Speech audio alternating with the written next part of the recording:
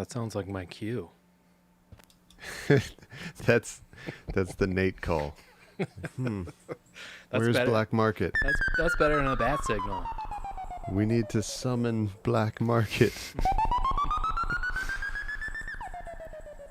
I love it. What's up, man? Trying to. Okay.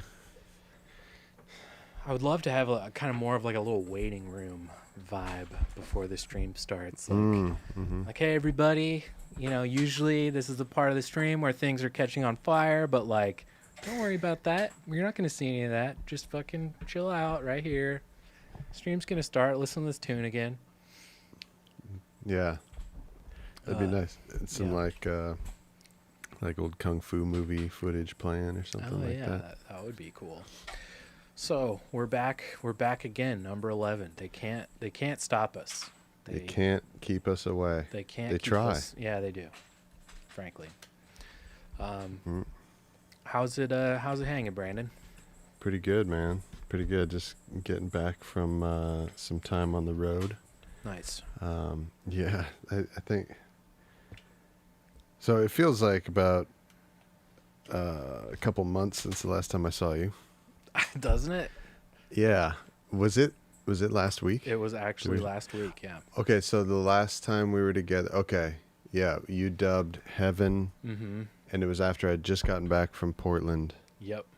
And then the next day I went to Seattle. Just got back yesterday. That's crazy that you ping-ponged around like that. Yeah. That is wild.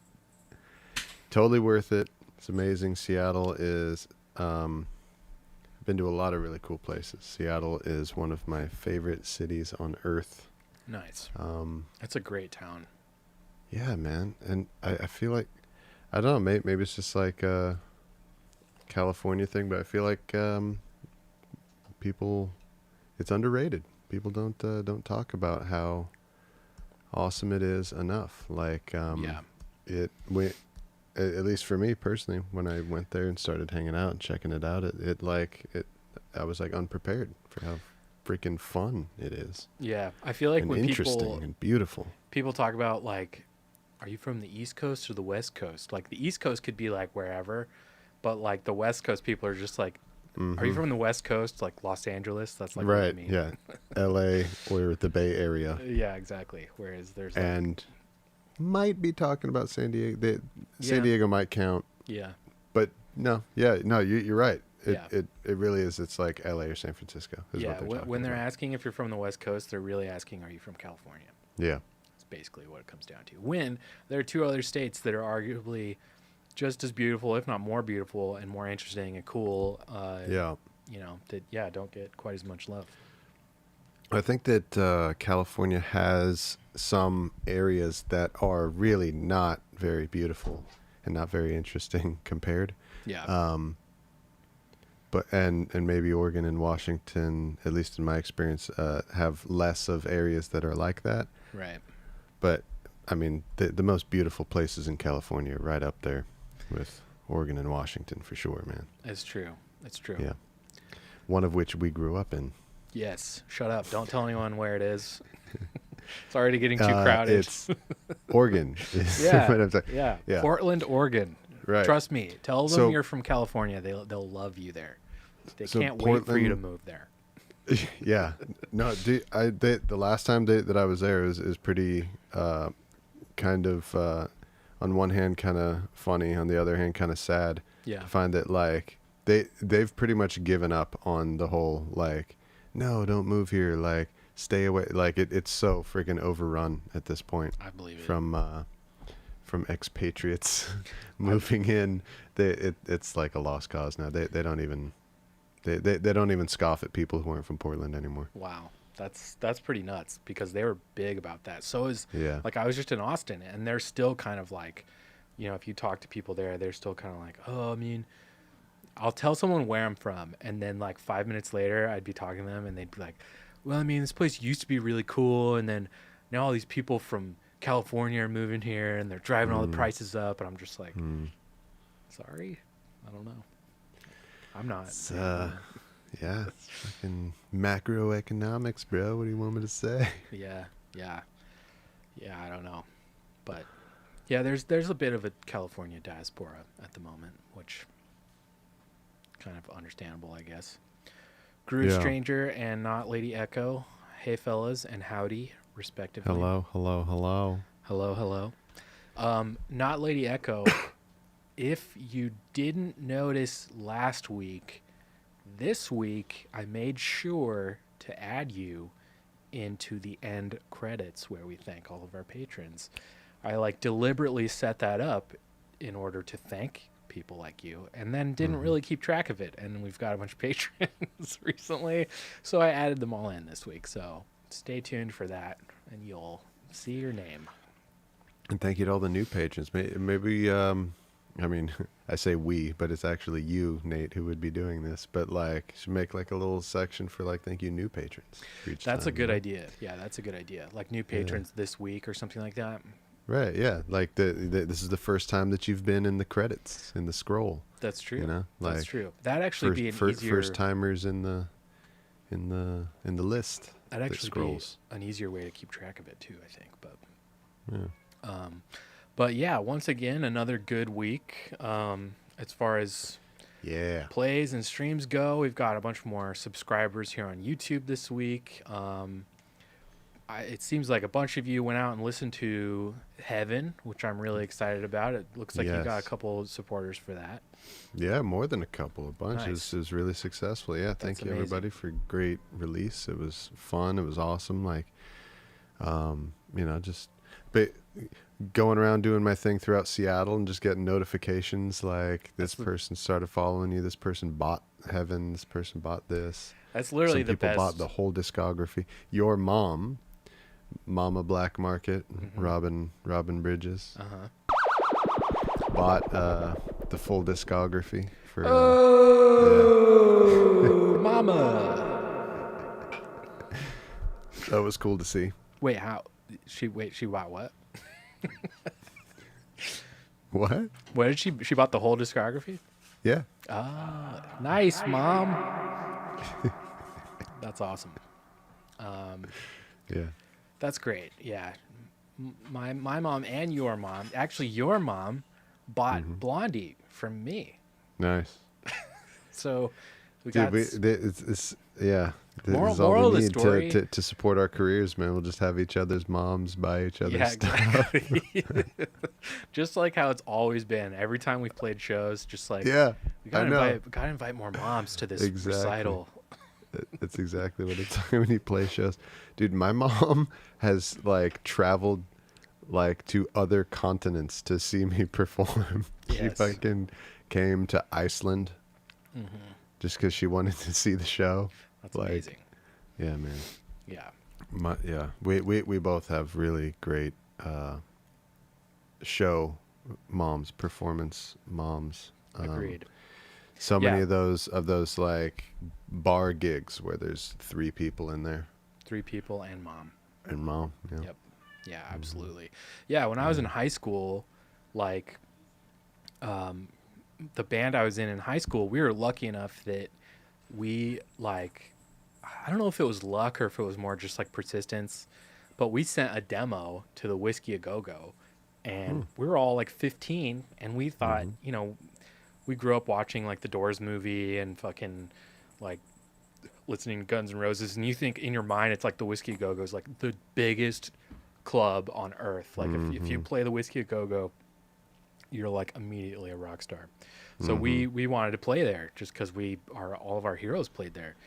And so we got a gig there, and it wound up being kind of a nightmare, but the show was amazing. We get there. Playing on the Sunset Strip is such a clusterfuck. Dude, oh my God. Okay, so we found out we're a band in high school, right? We're 4 15-year-old boys. What band was this? I was not in this band. What band was it? This was a band I had called DC Hotel, which is potentially one of the worst names I've ever come up with, and I come up with a lot of bad names for a lot of different projects, but this one was real bad. Not one I'm particularly proud of, but The band was really fun. We did like Zeppelin covers and like we wrote a bunch of original material. Where did you come up with the name from? DC Hotel. Is there some hotel in Washington D.C.? No. So okay, I'm about to like really embarrass myself right now, but like here we go. Good. This is what I want to hear. I don't know any of this. This is not what I was planning to talk I'm about. enjoying you embarrassing yourself. So the our logo was okay. I'm gonna preface this that we were huge Rage Against the Machine fans. Okay, still am. Still love me some Rage. Oh yeah. But yeah. we were like primarily influenced by Rage Against the Machine. Not so much in our sound, but definitely in my attitude and like kind of what I wanted the band to accomplish was to kind of have like a loose activist feel to it. I don't know. Okay. Yeah, that makes sense. That was hot around. Totally. This was probably like 2003, 4. Yeah, this was the Bush years. This was like when like it was time to do that kind of shit. Like there was a dumb war. And that's what bands did at that time. That was bands' role in society was to say fuck you and war's bad. Anti in a political way. Yeah. Mm-hmm. So DC Hotel, and then we had our logo was like a kind of picture of the White House, but it was red. Oh, so like the White House is the DC Hotel? Exactly. Yeah. And that's a really good name when you explain it. I guess. Yeah. I don't know. I'm embarrassed of my 15-year-old self, but I just kind of thought it was kind of a mouthful, and if you see it with the logo, it makes I would hope you get it right away. Right. But our the. It sounds kind of random without the context, but once you get the thing behind it, I think it's a pretty dope name. Yeah, and the purpose of it was like, we were young and we just thought, let's always make sure the White House is a hotel. It's a revolving door, like not let anybody like get their hooks into that place like for too long or whatever. But But yeah, so we wound up playing the Whiskey Go-Go. This is how naive we were. We were 15, all of us. We didn't know really what we'd gotten ourselves into. And we didn't know about pay to play. That was not something we knew about. So the first time we rolled down there, luckily we're opening for a band that had a bit of a pull. Should probably explain what pay to play is for in case people don't know what it is. Yeah, I don't know how prevalent it is outside of LA, but in LA in Hollywood specifically. It is like the fucking that's normal. That's the game. That's every gig. Every gig is pay to play. And what that means is that before you play the show, like they'll book you anywhere if you can sell the place out. And if you don't sell the place out, you can still play the gig, but then you owe them however much money for however many tickets you didn't sell. Yes. Right? So essentially, if you want to play at their venue, you can. You can do it. And here's the deal, is that you buy all the tickets to the show. All of them. Yeah. No matter what happens. Yep. You buy all the tickets. Yep. Then, however many of those you sell to get your money back, that's up to you. That's your problem. That's not our problem. Yep. Yeah, not Lady Echo saying, scam the artist to play. That is exactly what it is.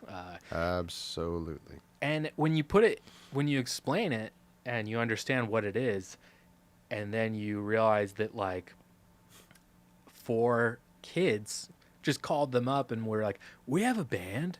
We're like, we love the Doors. They used to be the house band there. We would be so excited and thrilled to play there. And they're just like, oh yeah, come on down. Like we only live 4 hours away. Like, could you imagine? Like, I was trying to imagine. Like, what did that feel like when? Did they send you like what was it? An email back? Well, or that had the word yes in it.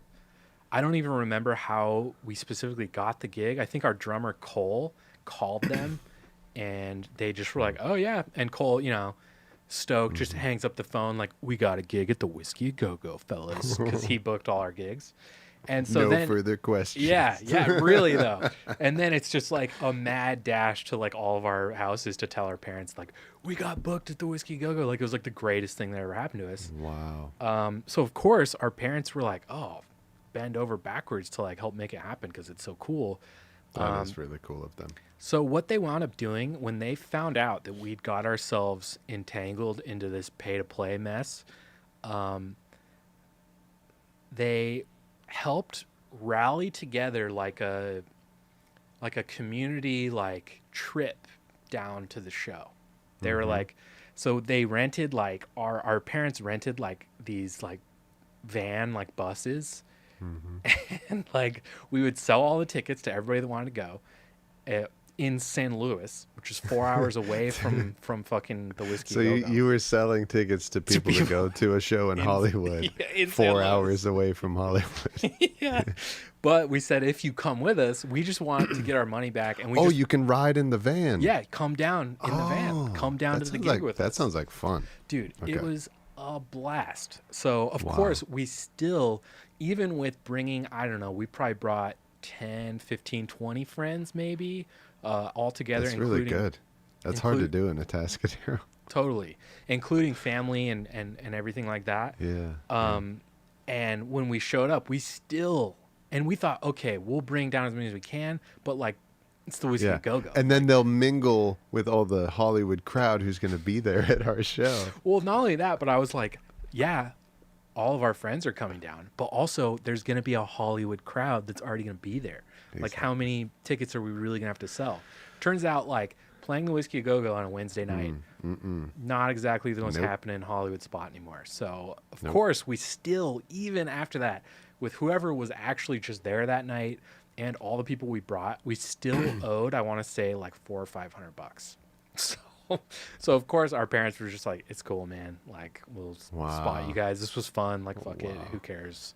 Yeah, you guys are 15. Yeah. You're like, you owe me $400. No, yeah, it was not like that at all. And you know, we wound up walking away with the whole thing was professionally filmed and mixed. We got a soundboard recording. Wow. A soundboard mix and like a full DVD of our whole set, right? Oh shit. You know, it's multicam and fucking everything, and there is a crowd there in front of the stage. That's so cool. And it was people that actually knew our shit and knew our songs and were like fucking and it's like all people I know. It's like Taylor and Landon and like all of our fucking friends from high school. Bunch of like the Dub Robot crowd that would like go to those shows. And dude, it wound up being so fun, and we did relatively well. Some bands in on the Central Coast like kind of heard about the show, and they were like, "Man, this would have been better if we'd all gone there together and done this like together." And so we wound up opening for God, I'm forgetting the band's name now. God, it was so long ago. Central Coast band? Yeah, it was a Central Coast band. It wasn't like Seco or anything like that, but it was kind of in that crowd. Like fucking Glider or something? No, not Glider. Double O Metro? I think they broke up by the time you were 15. Yeah. I don't know. I can't remember off the top of my head. But they wound up playing a gig down there. Dorian? Wait, no. Okay, do you remember it was the band with the guy who wound up going on to sing with Blind Melon? Yeah, you're talking about Rain for Rent.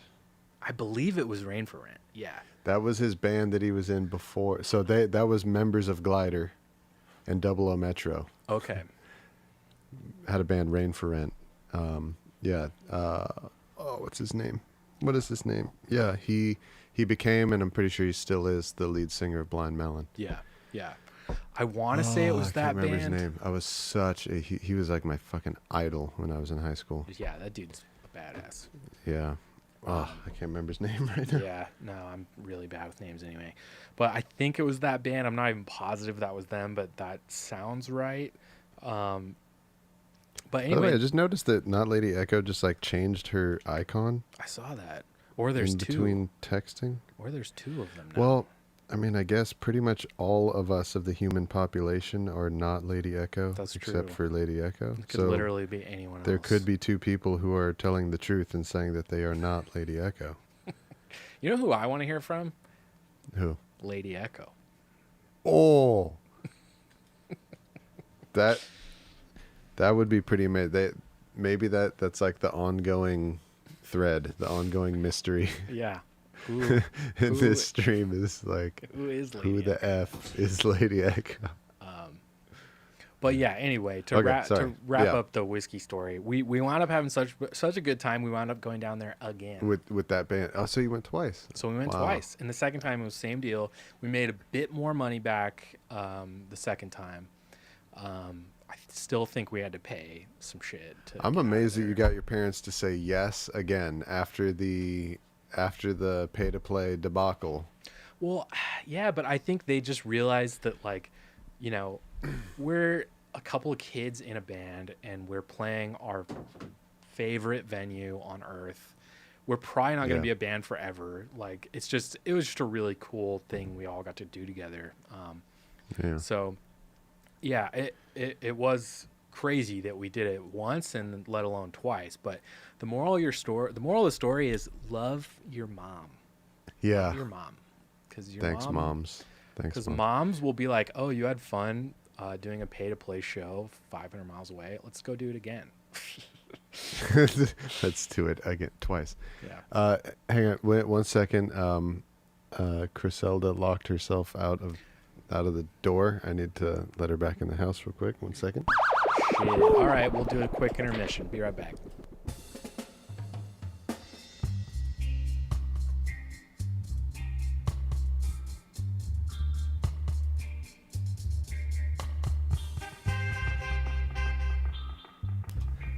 Oh yeah. Wow. I like how you went to the technical difficulty stream. That's nice. Yeah, you're like, I don't know if this is going to be like 15 minutes. Yeah. 2 seconds. Yeah. Oh, that's great. But yeah, I guess we should, now that we've bullshitted for half an hour, we should get into what we're doing tonight, what we're going to talk about tonight, and what we're... So the two primary things we wanted to get into tonight, as far as official Black Market and Wise Owl stuff goes, Brandon is he hasn't told me what song he's doing next. The next installation in Wise Owl Sings His Favorites. Yes. What? Man, so many favorites to sing. What's next though? Okay, so this is like, I'm like 95% sure that this is the next one. Mm-hmm. So I have like a Spotify playlist that I curate for myself. Cool. Of potential covers, of potential songs to do for Wise Owl Sings His Favorites. I got some, I got some Van Morrison in here. Cool. I got some Misfits. I have some Deftones in here. Oh yeah, I've been waiting for you to do some Deftones. Jimi Hendrix song. Yeah, I actually, so it was gonna be. I already started working on the Deftones one, and it was gonna be that instead of the Talking Heads last. Right. But then my computer died, and all the progress. That?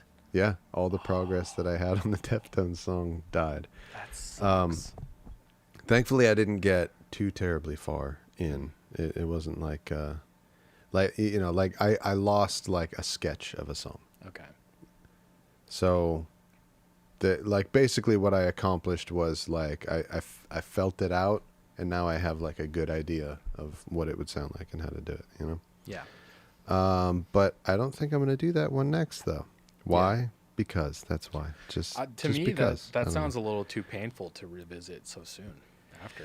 Yeah, just emotional trauma. That's why I'm not going to do it next. I wouldn't want to do it.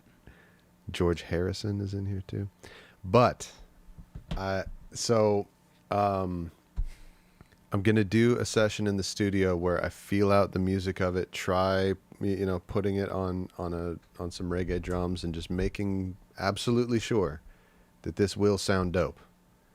and it will be cool. Yeah. Done in a reggae style, but I'm almost positive that it will. Okay. And if it is, then the next song that I'm going to do is Try Sleeping with a Lonely Heart by Alicia Keys. Wow. Alicia Keys. I love that. That's right. The thing I love about what you do is your choice in covers are so much more inspired than what I do. It's easier when it's only one song. That's true. Rather than having to pick an artist. That's true. Like you have to do 4 or 5 songs. But yeah, I agree. That's true. If I had to do 4 or 5 songs of Alicia Keys, I don't think I would be picking her. Right. Because I don't have that kind of a connection to that many of her songs. Totally. Honestly. Like I'm obsessed with this song. I have loved it for years. I sang the shit out of it. What song again? What's it called? It's called Try Sleeping with a Broken Heart. Okay. I don't know that one. I'm excited to hear this. It's my jam. And it is a jam. The one of hers that and this is super cliche because it was a huge hit for her, but I fucking loved it. Was she's a genius, dude. Dude, I know. She's a fucking genius. She really is. Sorry, go ahead. Yes. My favorite of hers was always that some people want it all to do things. Yes. That fucking song. It's genius. Yeah. If I ain't got nothing, I ain't got you. Yeah. Genius. She's a musical genius. The melody, the fucking chords, the I dynamics. Specifically remember being like 10 or 11 years old when that song came out, and I immediately got just full body chills. Wow. I started welling up, and I literally on the spot like fell head over heels in love with Alicia Keys. With Alicia Keys, yes. Like I was like, I fucking love this dude. The same thing happened to me. So I was probably about 13 when her first single came out. Fallen. Yeah. Yeah, and it was like in the summer. It was like at home watching. All I would do while I was at home in the summer during that time was just cycle between MTV, MTV2, and VH1. Yeah. Just go in between. Those were the days, watching whatever videos. Those were so I can't remember which one of those it came on. But yeah, like instantly fell in love with her. Yep. Yep. Yeah, she's one of those artists that just like whatever she sings about, you really believe her. Like she just has so much conviction when she performs, and that's exciting. I'm really very interested. Most of her contemporaries did the traditional pop thing, which is that they are an artist who's singing music that is written by other people. And I'll be the first to say it. There's nothing wrong with that. That's normal. That's how you do it. Yeah. But she freaking wrote everything that she sang. Right. At least the songs that we're talking about, the 3 that we've talked about so far, she wrote those. Yeah. Yeah. Yeah. And they're way more complicated than the other pop songs that were coming out at the time too. Yeah. Way more creative, interesting musical ideas, all kinds of like different things that are like outside of the key happening, and oh my God. It kind of reminds me of a discussion I was having with a few friends recently about St. Vincent. And, we were talking about her new record. I really liked it. And some of our other friends were kind of like, oh, it's pretty good. I like her other stuff, blah, blah, blah. And one of my friends pointed out, he was like, the fact that she's a major artist playing an instrument and putting out records while playing an instrument, and like she is the focal point, she's always going to like score points in my book, because that is becoming rarer and rarer. It's like just people just like you said, kind of have their songs written for them or whatever. And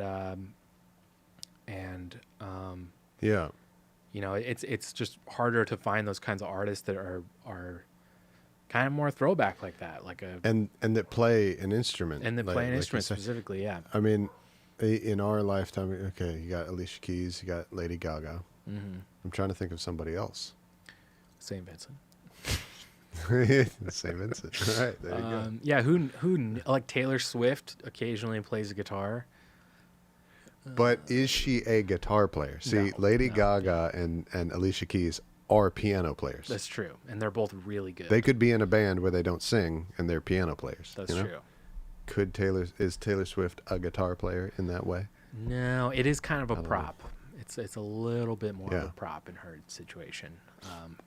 These people that we're talking about, their albums feature like the vocal performance. I mean, it features the vocal performance definitely more than the piano performance, but the performance on the instrument is just as much. Not just as much. A little bit less, but it is still part of the artistry. Totally. Of what they're doing. Totally. Yeah, it's hard to find those artists nowadays where the instrument is just as much as the artistry, like a Jimi Hendrix or something, or an Elton John type thing, where like their prowess on the instrument is what makes them viable as like a pop star. Right? That is like, that might be gone, in my opinion. I don't know if you're gonna see like record labels being like, this guy is so good at guitar, we have to sign him right now. Like, like it's not how it works. Yeah. I mean, it is rare, and I think it has been rare. I mean, like at least the ones who've stuck around, like, you go through like Chuck Berry and Van Morrison and You go through, and there's like gaps of time in between them. Yeah. Yeah. But there was a lot back in the day. Stevie Ray Vaughan. Yeah. Kind of came out of nowhere in the 80s. It's like, oh shit. It's like, we're in the middle of the 80s, and here's this guy. Like, we have no choice but to sign. Like, holy shit. We have to be listening to this guy. Totally. But he makes no sense in like a pop context. In the context of everything else that's happening musically in the world. But here he is. He's alive now. We have to fucking listen to him. Yep, it's true. Because back in the day, it was like literally like that's kind of how they all were. Like at least the ones we still talk about. And it's funny. I was gonna bring up Bowie, but Bowie actually he kind of used his instruments as not a prop, but like he would write on them. But I feel like if anything, they kind of held him back on stage because he just needed to be Bowie. For him, it's the songwriting for sure, but not the performance. I mean, name one notable aspect of his actual playing of an instrument. I can. Okay. All right. So a lot of the sax, I have a better example, but a lot of the sax on his records is him. He was a no way. Yeah, he was a sax player. Whoa. Not all of them, but definitely like the weird stuff was him. Like Young Americans? That is not him. Okay, I was gonna say that's the stuff dope. That like sounds like normal good sax playing. Killer Philly soul sax player. Yeah, no, that's fucking somebody cool. But like he was like but all the parts that's like the shit that just sounds like a guy throwing paint at a wall with a saxophone. Throwing a saxophone at the wall. Yeah, that's Bowie. He's probably better than that than we're giving him credit for. But yeah, he's known for being like the weird sax stuff. And then somebody in the chat, correct me if I'm wrong, but I want to say he's playing the guitar on Rebel Rebel, which is one of the most like famous guitar licks of all time. That's like that's like as good as it gets, And I want to say that's him. It might not be though. I'm not sure. Dude, no, I think you're right. Like I remember reading some interview with, it was like Mick Jones is his guitar player, right? No. Mick Jones. Mick something. Mick. Yeah. Mick Ronson. Mick Ronson. Thank you. Killer guitar player. Yeah. And I feel like he was talking about when, again, somebody in the chat, please fact check. Mm-hmm. But I have a memory of him talking about how like, he heard that track that Bowie had played, and so like that's how he knew how to play on Bowie's stuff, or like how to play on this record. Because just like the style and the statement, and so he like changed how he played to match how Bowie played that riff. That makes sense. Yeah. Or something like that. Yeah, and that record that Rebel Rebel's from is Diamond Dogs, and that one is like known for like he kind of stripped most of his touring band down and then brought in kind of some other elements, but like it's mostly him playing all the piano, all the guitar, which is kind of rare for a Bowie record. It's like mostly him on like the main instruments, because usually he just brings in some fucking killer whoever he wants, and you know, has them do it. But Stevie Ray Vaughan, fucking yeah, Stevie Ray Vaughan, jeez, full circle. Yeah. Okay, so yes, to wrap up the topic, yes, Alicia Keys. Amazing. That's the song that I have my eyes on next, and like everything else, I choose it because of how. I mean, purely and completely just because of how much I love the song. That's like all that it comes down to. I just freaking love this song, and I've always wanted to sing it. Yep. And just if it were to exist as a reggae version, I, as a fan, would love that so freaking much. You know, Totally. like just to like add something that that can be in my playlist that I wish existed. Mm-hmm. You know. Yeah. So. Yeah, and with this song in particular, it's like every one of her songs, the vocal melody and vocal performance is awesome. But in particular, what she does with the chords and this like melody that the keyboards are playing in the chorus has always tripped me out because it sounds like a musical illusion. It sounds like the chords are constantly ascending. Oh God, I love that. During the entire chorus, and when the shape comes around again and the chord shape repeats again, it doesn't sound like it starts over. Wow. It sounds like it keeps ascending. So is she like playing different inversions something or so what is it? My two my two best piano playing friends, Patrick Simon and Stan Loken, I've asked them both this question, shown them the song, asked them to explain how does it sound like that? How does she make it sound like that? And they've both shown me, and I still don't fully understand. And they've both figured out how to play it and shown it to me. Yeah, and I still don't understand, but it's kind of like just like at the end, instead of just starting back over at the root of the thing, like it begins on the fourth, and the chord before the end is the fourth of the fourth. So wow. it comes around. Just I don't know. Constantly goes around in a circle. That's cool. So part of what I'm looking forward to in doing this song is figuring that out and learning about it, and just like kind of, you know, like when you like take apart a radio and put it back together again. Totally. Just to learn how a radio works. Like I've always been amazed by this thing that she wrote, and so I want to take it apart and put it back together, and make a reggae version out of it. Just and I think for the enjoyment of it, and to learn. I hope I learn a lot about music from doing it. I think any musicians that watch us do this, I can't like overstate enough how valuable it is just to go through the process of like tearing a song apart and learning it piece by piece. It's so, and maybe not even educational. Like, yes, it's very educational, but maybe not even like learn each part. Even just learn the structure of the song. Learning the structures of some of these songs, like it's so much different, especially like sometimes what I like to do when I'm building these remixes is I'll color code. Oh, nice. Got the angle. I'm like making my cocktail over here while I'm listening.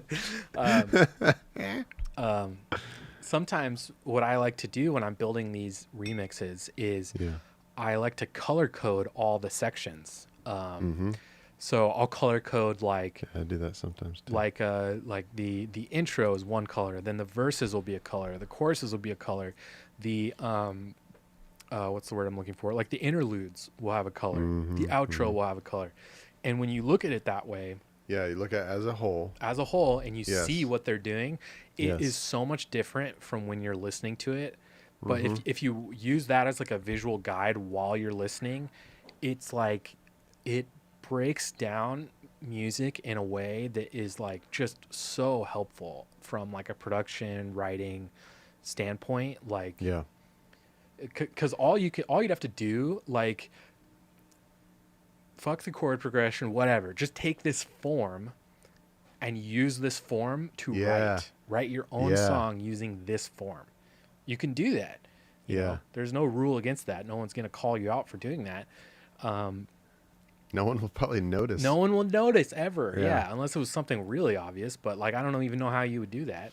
Yeah. Songs that have a famous form. There's a couple examples like Tiny Dancer is an example of a song that has a famous form.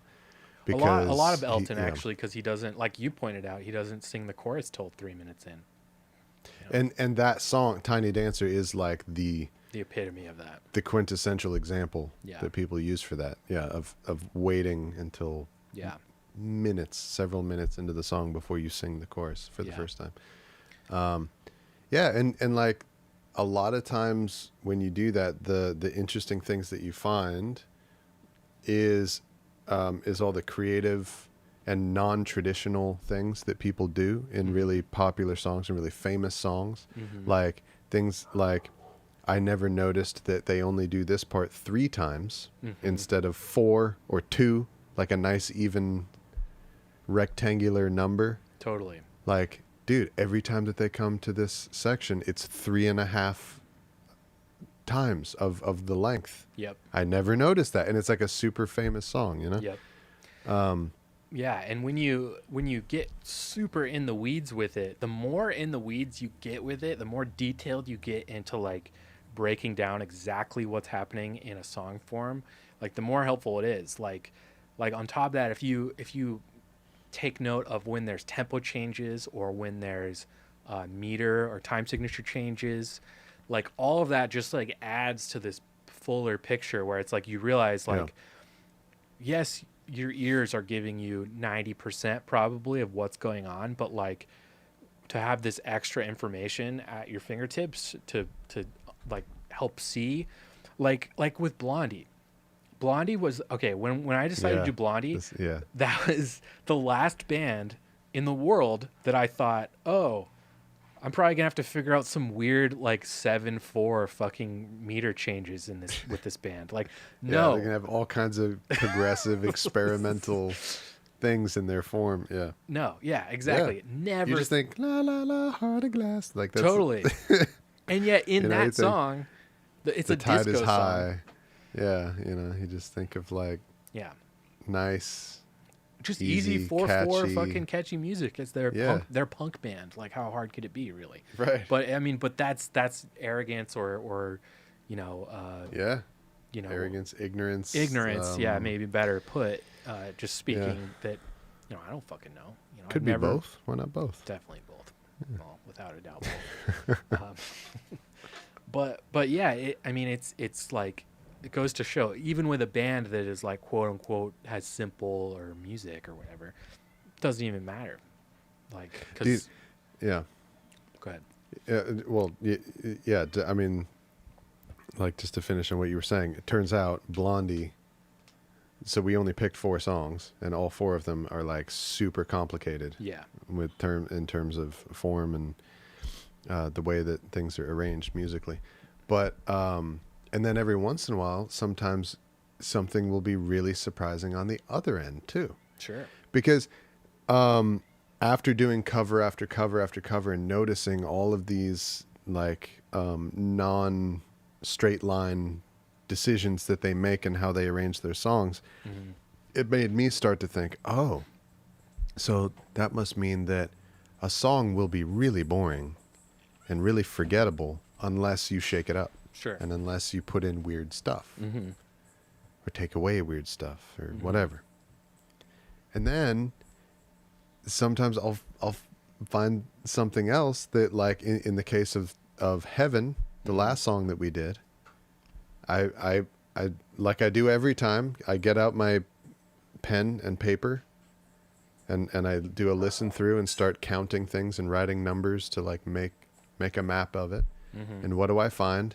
It's a verse of 4 things, chorus 4 things, verse 4 things, chorus 4 things, verse 4 things, chorus 4 things, and it's over. Yep. And that's the entire song. Yeah. And it's the same form that we would use to write songs in a garage when we were 12 years old because we could come up with 2 riffs. Right. And that was our song. And it's like the most memorable. Yeah, it's a beautiful song. It's beautiful. You never get tired of hearing it. Yep. Yeah, it's amazing. Yeah. It goes to show. I don't know how to explain it. It goes to show that like a band like that is capable of pulling off so much crazy shit when they do a song. Yeah, not all their songs are like that. No, not at all. No. Yeah. When they do something like that, that's very deliberate what they're doing. Like they have to be aware of it, and right. they're doing it on purpose, you know. Yes. For whatever reason, to get across a tone or an idea or a vibe or whatever. Yeah. Or like if nothing else, like there had to be a moment when they were working on it together where they were like, okay, so we're going to spice this up. Right. Are we going to do are we going to do our usual punching up, our usual thing that we normally do to our songs? Yeah. And like at some stage they were like, Brian Eno's in the corner like, hey, you know, I'm Brian Eno, right? Like, I'm here. Oh, is that one of the records he worked on? I'm pretty sure. Yeah. He worked on a lot of theirs. Yeah, I want to say that one for sure that he worked on. Wait, we got some stuff in the chat. Okay, so. Oh yeah. Not Lady Echo. Whoever this is, it's definitely not Lady Echo. I know that. I feel like with computers and all the stuff you can do at home, more folks have the ability to attempt to do everything and everything on their own. On their own. On their own. Yeah, that makes sense. Okay, let me read it again now that I can understand it. Feel like with computers and all the stuff you can do at home, more folks have the ability to attempt to do everything and everything on their own. Yeah, it's true. It's true. You know, and that could be a good thing or a bad thing. I mean, like we've both been in bands, and that kind of like, you know, in the room spontaneity with other musicians is like you can't really replicate that by yourself. I've spent years trying to replicate that feeling in my own music because I do wind up having to do a lot myself. Totally. Amongst the generation of, so like I feel like me and you come from the generation like one of the earlier truly like doing everything on your own is a viable option type thing, you know, like recording with a home computer was legit when we were learning how to play and record music, you know. Being able to record something on your own for less than tens of thousands of dollars. That specifically that like developing techniques to simulate what happens when you're collaborating is its own skill. Yep. That a lot of people put a lot of effort into. Yeah. It's interesting kind of thought experiment to go back and think of who are the artists that either were famous for or made records where they played everything themselves up until the point we're in now where like tons of people do that. Where now it's like very commonplace. Whereas like back then it was probably really weird that they did that. Yeah. Like that they, and crazy that they had the ability and the studio time and to be able to pull that off. Yeah, I was going to say, just because they were doing that, I think they still, the budget was still as high. Absolutely. Because, yeah, I mean, like the quintessential examples are Stevie Wonder, Prince. Paul McCartney a couple times. And Lenny Kravitz, one of your teachers at school was Prince's engineer, right? Yes. So she was there during those times when he is the only musician on a project, right? I mean, yes. like, yeah, she told me there were most of the time on Sign of the Times, Prince's amazing double album.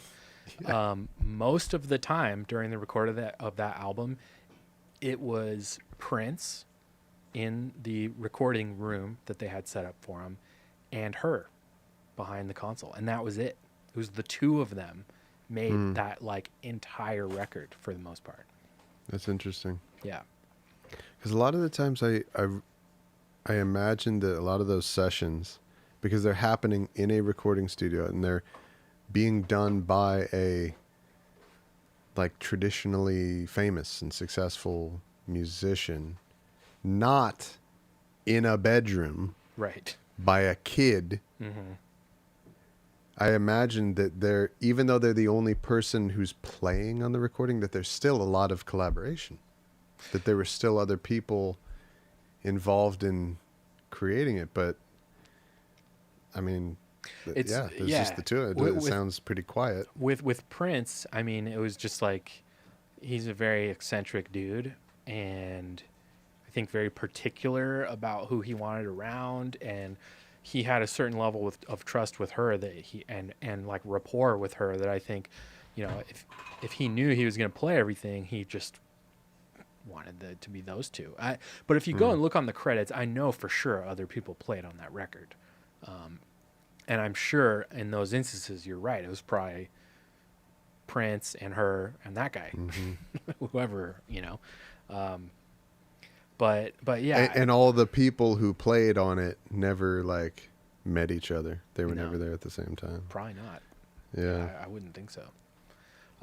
But yeah, it's pretty remarkable because like what you and I are able to do now, like even just using our respective projects as a great example, is like if we were trying to do this 30, 40 years ago, like you'd have to be Prince.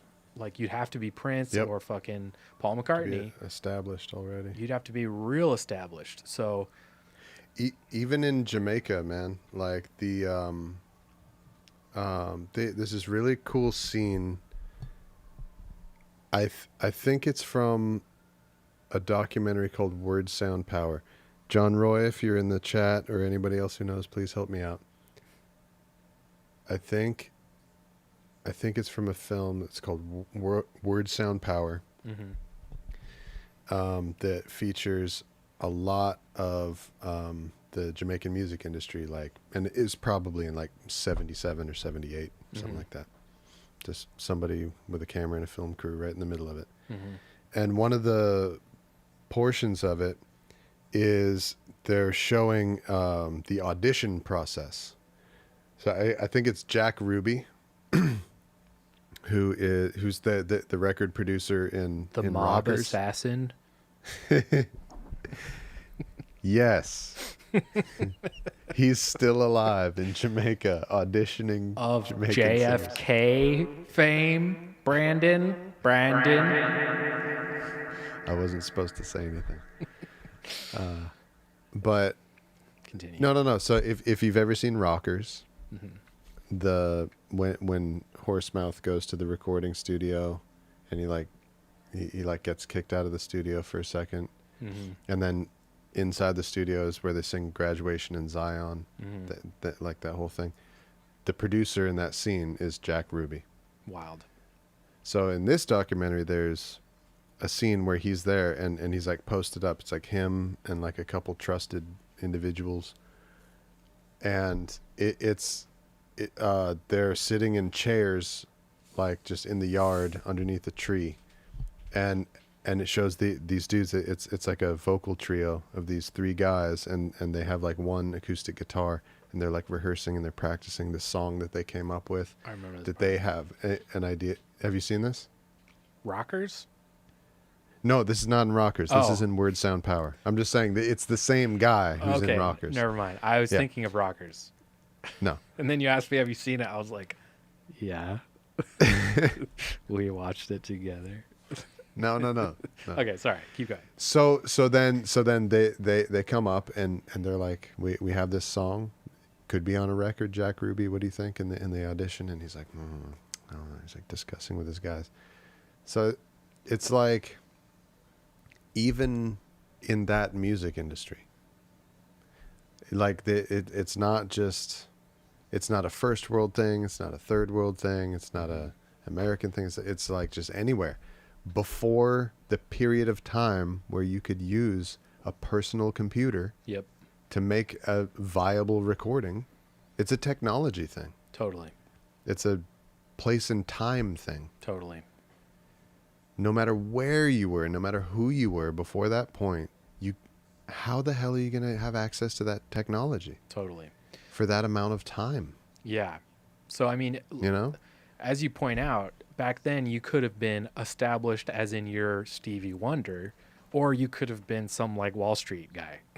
And you probably could have pulled a record off like that too, but it really is just people did do that. Yeah. Do you have the access to this shit that now we take for granted? We all have access to, like, it's super easy.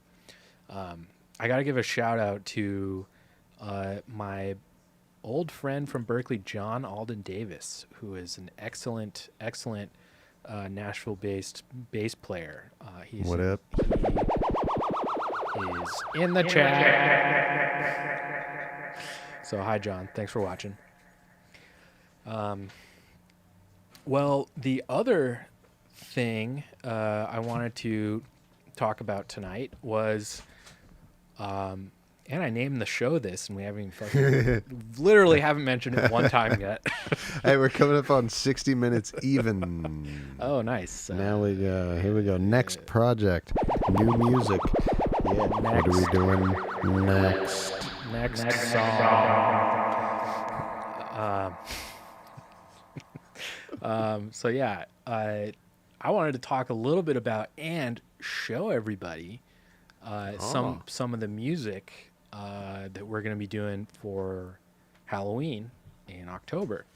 So when I say we're going to do something, we're going to do like a Halloween EP, I literally mean Halloween, like the movie.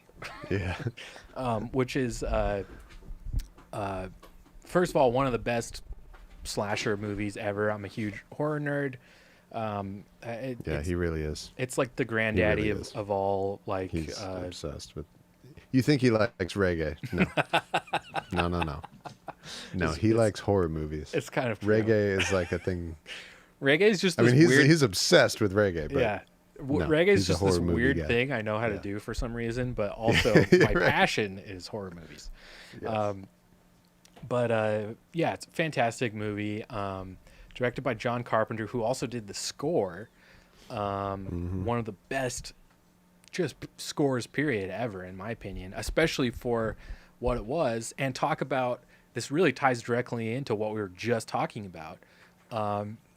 He recorded the entire score by himself with an engineer. It was him and a guy. Good point. Yeah. It was him and a guy, and it was because, like, because he had funding for a Hollywood film. He did. That he was able to do it. He did. But it's funny because in a way, yes, you're right.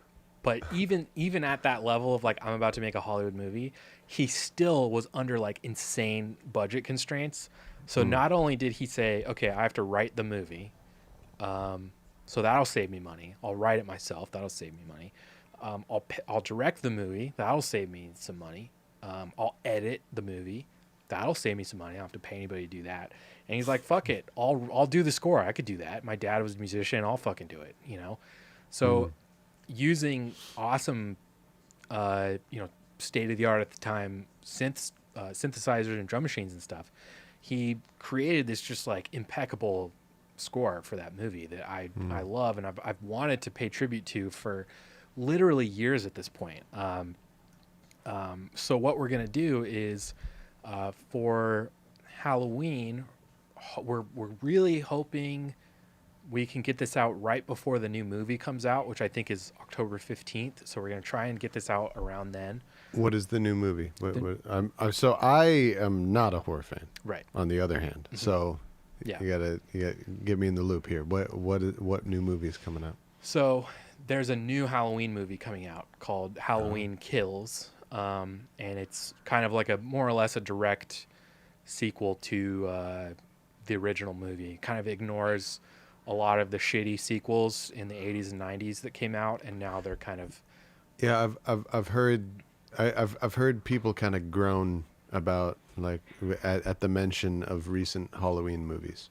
Yeah, well, okay, so the last one they did was a direct sequel to the first movie. So it kind of ignores all this other shit. And then this one that's coming out next month is a sequel to that one. So it's just like a continuation of the original story. Because the 80s and 90s movies, they just go fucking off the rails. It's like weird cult things. And I don't even know because I haven't actually watched many of them. But Okay. but no, the new ones have been quality. They look really good. Okay, cool. And this one looks really cool too. Tight.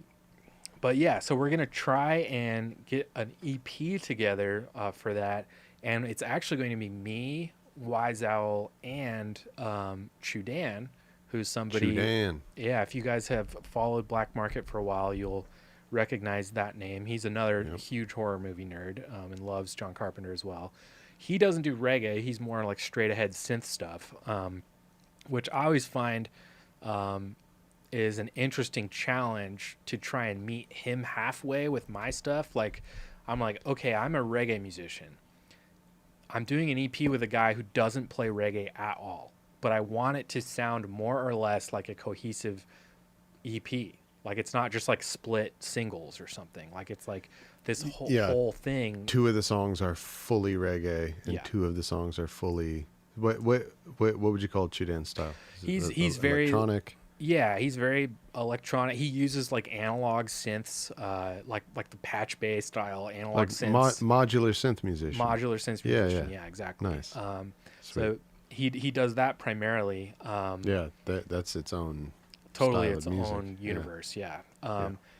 So I try to kind of bridge the gap between us by introducing a bunch of synthy type stuff into my reggae music, which I've done with like the Stranger Things stuff, like the Twin Peaks stuff. Twin Peaks, bit. fucking love the Black Market Twin Peaks EP. Shout out if you haven't heard that one, dude. Go check out the Black Market Twin Peaks. That's one of my favorites. Dude, I didn't play on it, so I'm not like that one is still. Most of my favorite ones of your EPs are ones that I had nothing to do with, and that's one of them. Yeah, that one is insanely popular. Like, nice. Surprisingly good reason. Like, I'm not surprised. Yeah, and I love it because I love David Lynch.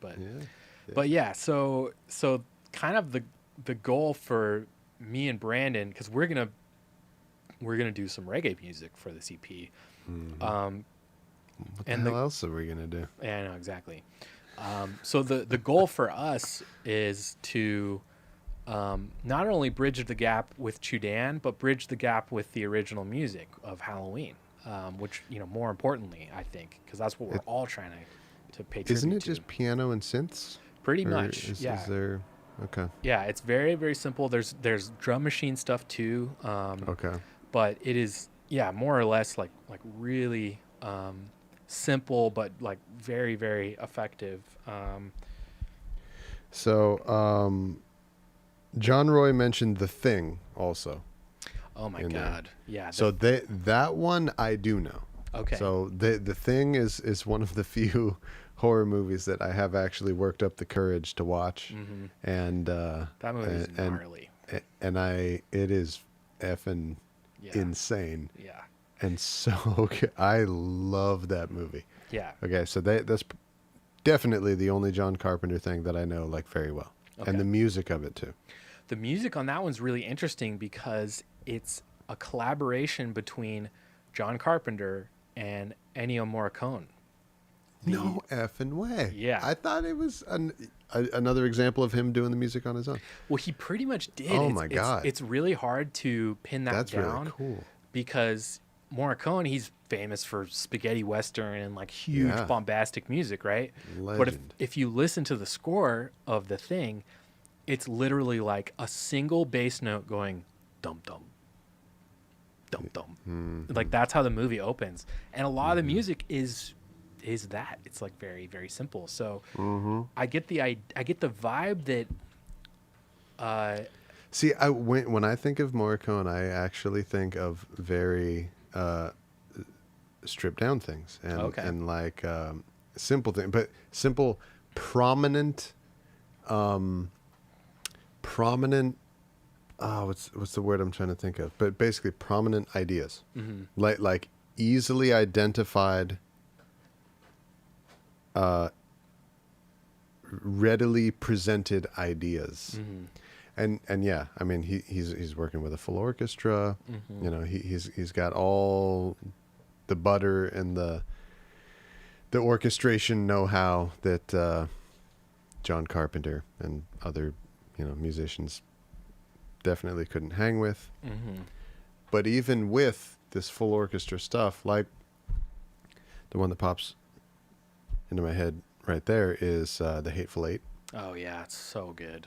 It's just like a moving bass line. Up, it's true. And down and up and down and up and That's down. That's a creepy score he did for that one. It's borderline kind of horror movie music in that. And then the tension is with a stop, and then up and down, and So like, I don't know. I kind of believe that Morricone would have like maybe he told him like, dude, just make the space between the dun dun longer. It's so or something like that. It's so long, like, yeah, exactly. If you watch the movie, it is like it doesn't sound like it's necessarily in time with anything. It's just someone like dun dun and then waiting for maybe a visual cue and then they do it again. At least that's how it starts. But the chat is going off on John Carpenter movies. Yeah, which all is kinds of fucking stuff. So rad. yeah, what do you think about that? I'm interested to hear what you think about this being the John Carpenter. I'm out because I've only ever seen The Thing. Okay. But we got what was this? The Mouth of Madness. Not Lady Echo's favorite is The Mouth of Madness, even if he didn't write it. What are your thoughts on The Mouth of Madness? In The Mouth of Madness is this crazy... In The Mouth of Madness. That's okay. Sorry. It's this crazy Lovecraftian story via Stephen King, kind of, that Carpenter did in the early 90s. So it's like... There's kind of a turning me into a horror. Like, I want to see this when you describe it's it. so good. Go ahead. Seriously, so good. This is cool. So the movie is basically there's like a Stephen King-esque character, like stand-in character, right? Okay. If anybody remembers his character's name, I would love it to hear that in the chat because it's so good. Sutter Kane is his name. He's this writer. That is a very King-esque Stephen King name. Yeah. And he's from Maine, probably. He is. The movie takes place in Maine. There you go. So he's literally supposed to be like a Stephen King, right? Okay.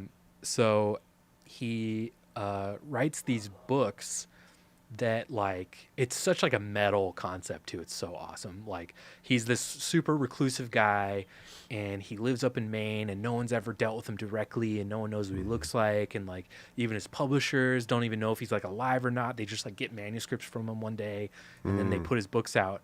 But like, he writes this one book that called In the Mouth of Madness, that supposedly once you read it, you like start losing your mind and like hallucinating and like you start seeing weird Lovecraftian beings and stuff everywhere or whatever. Classic premise. Classic. Yeah, very classic. So Sam Neill in the movie plays like the book publisher's like insurance agent. I fucking love Sam Neill. I was just talking about this like earlier today, dude. Like anything with Sam Neill in it, I'm in. Yeah, oh my god, he's incredible. Yes, he's incredible in this too. This is one of his best movies. So Sam Neill, I have to see this. Sam Neill is like this insurance lackey for the publisher who just has to go. He doesn't buy any of this bullshit about Sutter Kane. He thinks the guy's just some guy. Like, who gives a shit? Like, he doesn't buy into about him. Yeah, super skeptical. But the publisher makes him drive up to Maine, find this guy, and figure out like what the fuck's going on with him. Like, where's the next book? Like, blah blah blah. Like, whatever. This is awesome.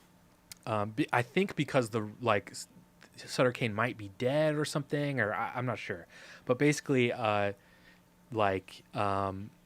Sam Neill drives up to Maine and just like during the time while he's stopping, he starts reading In the Mouth of Madness. So the process starts before he arrives. Yeah, he starts losing his mind slowly, but or is he? Kind of thing.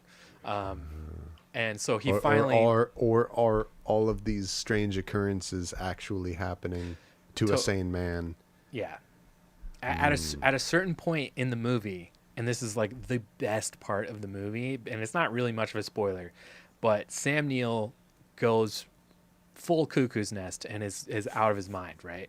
And the world is like, he's in this kind of weird post-apocalyptic world, and he walks into a movie theater playing, I believe on the thing it says John Carpenter's In the Mouth of Madness, and he walks into the movie and he sits down and starts watching the movie that he's in. Nice. And he just looks around eating popcorn and he's just like losing his fucking mind because it's so like meta craziness. Wow. It's so good. Like that's like full on Mel Brooks right there. I yeah. like that. And John Roy just dropped one in the chat that this would be he said Event Horizon, which is another Sam Neill movie I love and also own. This is another one that would be less a great John Carpenter double feature, because this one's not John Carpenter, but a great Sam Neill double feature. In the Mouth of Madness and Event Horizon. Event Horizon is basically like Hellraiser in space. Is basically that movie.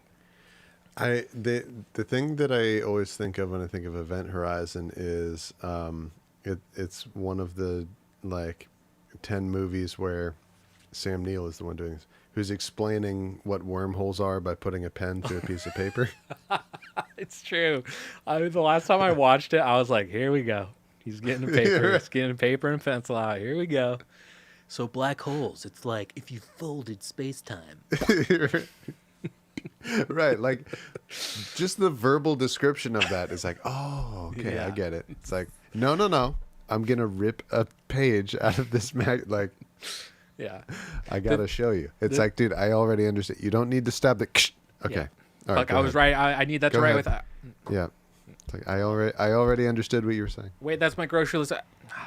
You could just mime like you were gonna stab it, and I would get the point. Yeah. God, that's amazing. But yeah, that one's good too. If you haven't, or you have seen that one, you just said you saw it. But yeah, In the Mouth of Madness is great. Really fantastic later period John Carpenter that's really, really underrated. Amazing. What else did they bring up in here? The Thing, obviously. Yeah, that was kind of it. I don't think anybody brought up any other Carpenter ones, but his composition. Well, Lady Echo gave a shout out to the Eraserhead Black nice. Market EP. That is also one of my favorite ones. Nice. It seems like we'll need to do more David Lynch shit. That's kind of the trend I'm seeing. Please. If we do another one, it will either be or it will be both at some point. It's either going to be Dune. I was going to say, or in anticipation of the new Dune movie, can we please do a David Lynch Dune EP? We really should. But the thing is it's like right around the corner. I know, we'll have it's to coming like up. Fucking bust. I mean, we wouldn't have to bust ass. We have as a months, Dune fan, I'm happy that it's on the horizon. I'm like, dude. Yeah. I'm ready. Me too. But yeah, when me and Brandon, we're not going to have time to do an EP for that. No, but there's probably going to be a second Dune movie, so we could do it then, which will be in like a year. That's right. Yeah, I heard that this one is just part one. It's the first half of the book Dune. Exactly. Right? Yeah. I'm trying to pinpoint where they're going to stop. Like, where in the story is the end of the movie going to be?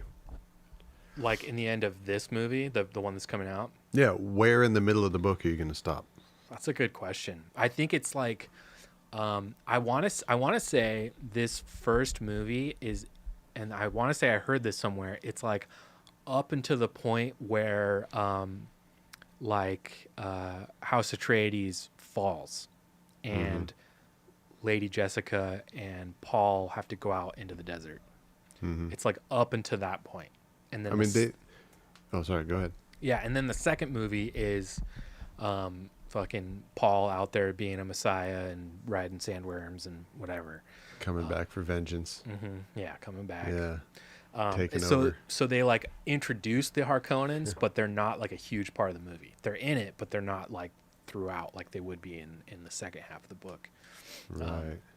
But yeah, I think it's mostly like the setup, them getting to Arrakis, and then the double cross and House Atreides getting fucked, and then everybody has to scatter, and that's kind of the end of the movie. That to me, I want to say I read that's what happens, and that to me is like I don't know where else you would split it, because that's a perfect cliffhanger, perfect like what is going to happen next kind of thing. Yeah. But I'm really looking forward to that one. Yeah, because the actress who plays Chani is like Zendaya. Yeah, Zendaya is like big in the. I mean, she would be big in the promotion of this movie anyway, because she's super famous and super popular right now. But yeah, like compare how much she's a part of the promotion of this movie to the guy who's playing Baron Harkonnen. Totally. So, yeah. So I think she'll be in a little bit, or maybe a lot. I don't know, but yeah. Maybe it's one of those Return of Mark Hamill things, where it's like it's the entire movie, and then just like a music swell at the end, and just Zendaya comes up and is like, "Hey," and then credits. Hi, Paul. Hi. Or it's gonna be worse than that. It's gonna be like. Where are the sandworms? Where are the sandworms? Where are the sandworms? And then the fucking like the last shot of the movie, it's just like a fucking sandworm. Although actually, when I remember the book, they can't do it that way if they structure it the way I'm thinking, because there's a part where where they go check out like some excavation or something, right? And they're in like a helicopter thing, and fucking they see from above like a sandworm eat like a whole like. It's the introduction of the. I mean, they talk about the sandworms, but that's the first time that you see it, right? Yeah, exactly.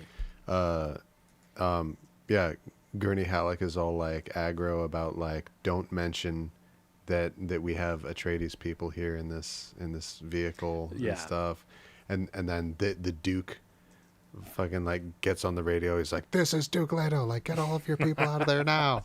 Yeah. Yeah, that happens like way before that point. Yeah, that shit's good. Anyway, so your next project is Halloween.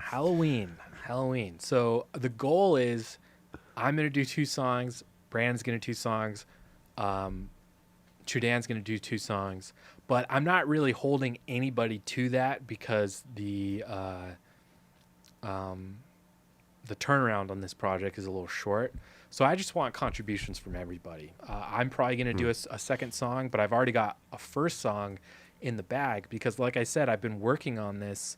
I've been wanting to do this for a long time. And this kind of ties into what I was saying earlier about breaking songs down and learning the structure and whatnot. I did this for the Halloween theme, the main theme. I thought, okay, and I'm really curious to get your thoughts on this too, especially once I'm going to pull it up so we can check it out and listen to it. Sweet. One of the things I did is I went through very meticulously, and I rebuilt the main theme with like probably more detail than I've ever put into anything, to like try and recreate it exactly how it sounds. I looked up the exact synths he used on all the songs. I figured out even the right patches to use. I had Arturia synth plugins, which are like incredible. They sound really, really close to the original ones. Oh my God, I need to get those from. Yes, you do. So it's amazing, and I wound up having like this basically 1-to-1 recreation of the original song, but then at the same and I wanted to do that just as an exercise to like really break it down and understand it, but I want to use it at the same time. But the problem is it's a literal 1-to-1 of the like, original. It sounds like identical. I wouldn't be able to tell that this is not just the song. Exactly. Yeah. So what do you do about that? Well, what I'm thinking about doing is like, it's not reggae at all. I'm gonna do a separate version of it that will be more or less of a reggae tune, but this one is not. But I really want to use it because it's so good. But what I think I'm gonna do is I'm going to, even though it's not a reggae song, I'm gonna treat it like a reggae song, and I'm gonna like dub it out, quote unquote, like I would a reggae song, just to that's cool. At least help it differentiate itself from the original, because I'm really proud of it because it sounds so close to the original, but it's like I can't use that. Like I can't do anything with that if it's just like the same, you know. But that's a cool concept though. It's like putting the like you so meticulously showed in our last stream, like what the concept of a dub is, or the process of a dub is. It is a process that you do with the recording, a process that you do with the master recording of a song. Yeah. Just so happens, basically, the entire style of music of dub, all of those songs that you use to do that are reggae. So this is kind of a cool concept. Is like, what if you did that with a piece of music that is not reggae? Exactly. But yeah. you did the same process, but you dub it. Exactly. And I kind of see it as the same way. It's a cool opportunity to see, like you can really apply the same black market ethos to it. Like you could do a thought experiment of what if while they were mixing the score to Halloween, someone called Lee Scratch Perry or something. Like, what would that sound like? You know, or whatever, you know, and so that's how I'm going to kind of try and approach it. Right. But yeah, because they that was like way back in the day, that was the original concept of black market, right? It wasn't so much like, hey, let's take popular music and dub it. Right. It was a thought experiment. What if? Yes. David Bowie's band was the Upsetters. Right. And but the only way to get to that point is you have to take popular music and turn it into a reggae song, and it's like by the time you make it into a reggae song, it's like, one, there's already so much work going into just that part, and it's already so cool. It's like it got harder and harder to try and mimic like a specific dub producer style or anything. Although we've talked about we would love to do that more often. Yeah, I think you're more like gear set up to do it, and also just you yourself are like more ready to do that now than so many years ago when you first started doing black market. Absolutely. To be able to go like, all right, this one I'm doing King Tubby style. Yeah.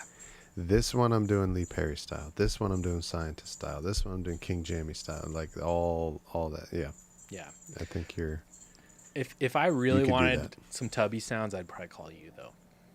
I think you can pull off Tubby. That's probably the nicest thing you have ever said to me. You have a deeper, better understanding Wow. of what Tubby. I can die now. Somebody just said that to me.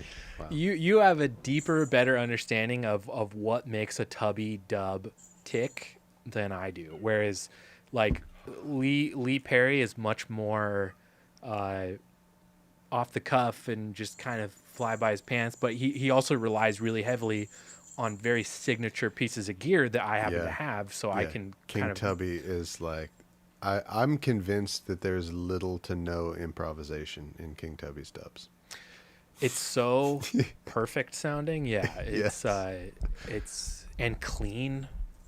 Like they're a real showcase of the material, what he does. Whereas Scratch, it's almost obscuring the original to a point where it's like you have to squint. You don't really know what you're even hearing. There's so much Scratch there that like it's his now kind of thing. But with Tubby, it's like. No, I think that is also true of King Tubby. I think that like it is, but in a different way though. So like it's at times it's like impossible to tell what song did this used to be. No, you're right, but the way they get there is different though. Like fundamentally. Yeah, like Lee Perry is so much of the spectrum. Yes. So much more murky and just kind of improvisational. Yes. And Tubby is like everything is like pristine and clear, and like you said, maybe he's not improvising. Maybe he's just doing it. That's my opinion, like my personal suspicion. I think that like when we were talking the last stream about the process of practicing it to the point we were talking about how Scientist does it now. And Scientist has been doing it for decades longer than King Tubby ever got the chance to, because he was murdered at such an early age. But like that process of practicing and identifying the moments in the song where I'm going to do this and then I'm going to do this and I'm going to do this. My personal suspicion is he did that to the point where he wouldn't be done until he completely mapped out, like, you know, like almost to the point where you could write it with musical notation. Right. What he was going to do. Right. Like he's like writing a song. Yeah. And then he would perform it. And then it's that precise. Yeah. Real quick, John Roy.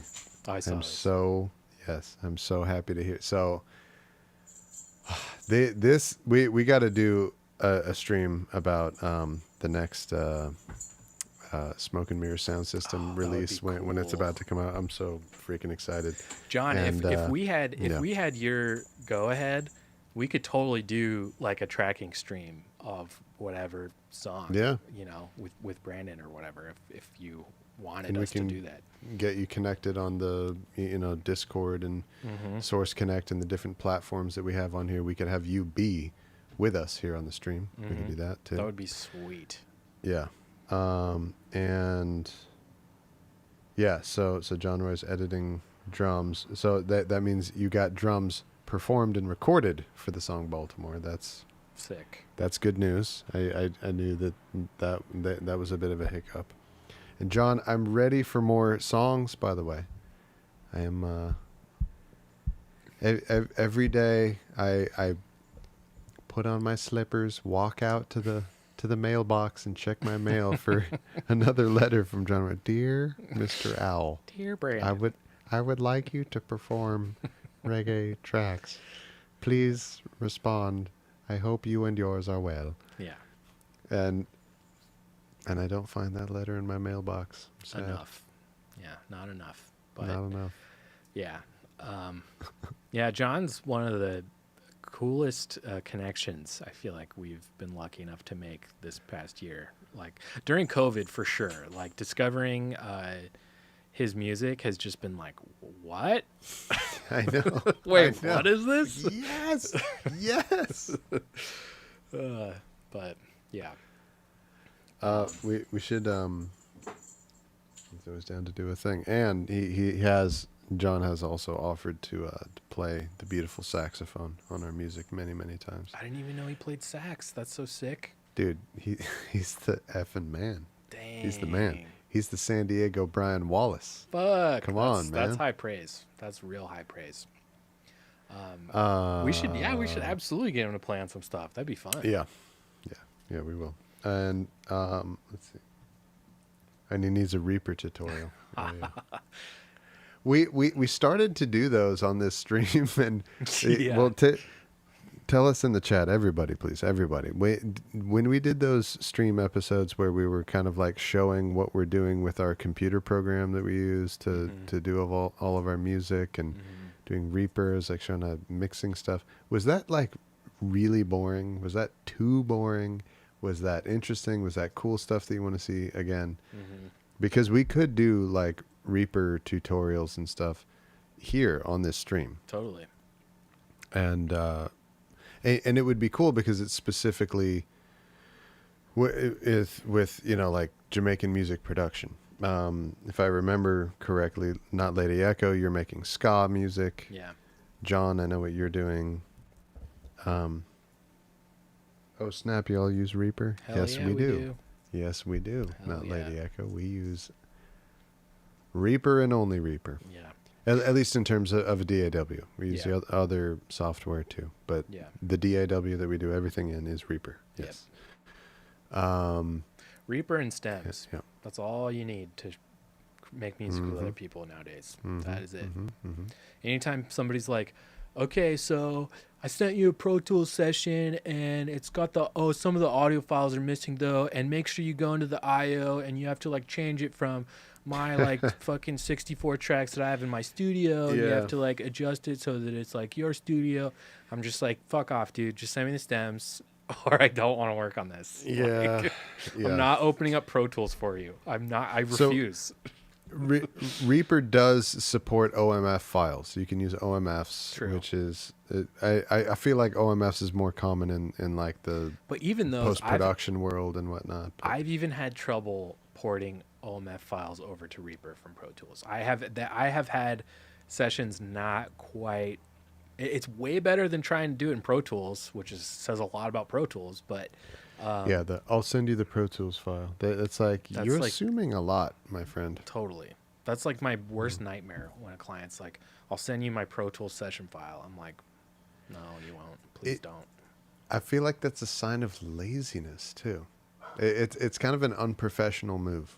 Yeah, because it's like unless your tracks are like edited well and color coded and named and like. Well, and how do you know that I'm running Pro Tools? You don't know that.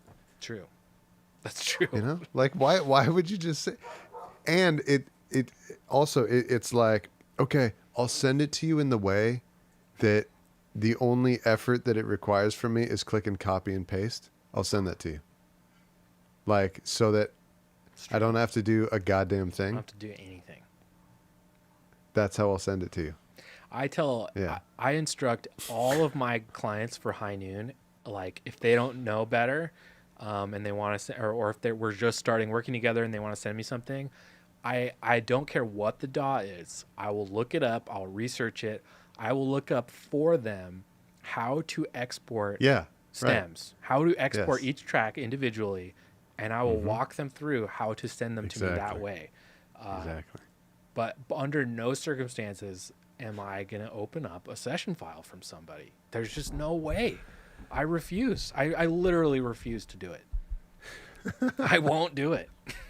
Even if it's a Reaper session file? What about that? Or is it still... even with Reaper, I've created a template that is specifically built to correspond one-to-one to my console. Oh, yeah. You're a template guy. That's true. So in every single session I do in Reaper, I start from that template. Nate's big on his templates, everybody. I really am. Whether it's a mix or a master session, I use the same template. I just kind of use different aspects of the session differently. I mean, you have a really classic setup where like you're super simple. Well, and everything that you're doing is probably more than 50. Well, definitely more than 50% hardware gear that you have with you. Yeah, you're not like me. Like on my end, almost everything that's happening is in the box. It's all plugins and shit happening in the computer, but you've got a much more and it's classy, like traditional kind of setup going on. Yeah, I mean, it's like I want Reaper to cater to my gear. I'm not going to start having my gear cater to a DAW session. I always want Reaper to give way to my console or whatever, Which is why Reaper is so awesome. Exactly. Because you can do anything. Literally anything. Yeah. It's awesome. Not just that feature just isn't built into Pro Tools. Right. Why isn't it? Speaking of, it just isn't. Speaking of, let's open a Reaper session right now and check out this. All right, show the Reaper. Halloween. Not Lady Echo uses waveform. I'm not familiar with waveform. This is not this is no shade on waveform. No. I just haven't heard of it. Yeah. There's a lot of awesome stuff I haven't heard of. Yeah. Have you heard of that? Nope. All right. We're gonna go check it out. I have to build a new scene for this because I scrapped the one from last week that would have been perfect to use right now, but I threw it. I don't know why I didn't. That's handy. Yeah, exactly. So I'm gonna build a new scene right now. We are in the dark zone right now, everyone. This is a black screen. This is a black screen. This is the black screen. This is just nothing. During the black screen, you can hear us talk. Hey, look at that. Reaper's here. Hey. Is that like condensed? Oh. Something. Oh, I know why. It's because, wow, this would have been awesome to work out before I started the stream. Oh, well. Okay. Then we need to see Brandon. Hey, we can do OBS tutorials too. Look at us go. Yeah, OBS is the software that we have learned, and that's that's basically the DAW for streaming, for doing this stream. Yep. So we got it recently. We're like learning how to do it. There's Brandon, but it's like way too big. It's very courteous of you to put my face up first. Oh, nice. That is true. Man, you really are making this scene. I'm literally making the scene, man. like right now. You don't have any pre-built screen to show your. I thought we've done this before. Haven't we seen your screen before? Brandon, you're correct. We have done it before, and I got rid of that for some reason. I literally took that scene and I threw it away because I won't need that. That's what I said. Done. I was like, we're not going to use that again. That's whatever. Wow. Yep. And then here's me. It's me. Hello. Now I have to make me small. Look at that. Here we are. Now I could. Yay. Yep. Could have done that way quicker, a different way, but oh well. Anyway, so I wanted to show you guys kind of track by track what I'm doing with this Halloween remix and kind of show you the individual sounds I got. And kind of like, because some of them are really weird, and I had to do weird things to get to some of these sounds, particularly in the drums.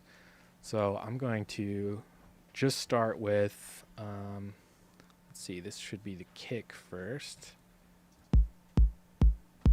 Oh, nice. Yeah. Let's go. So this kick was from my my TR-8S, and I think this is a 909 kick. But when you listen to the original Halloween remix, the kick, it sounds more like almost like a cough. I know that sounds weird to describe it that way. It's weird. It sounds like, it doesn't sound like a kick. I added this because I needed there to be an actual kick.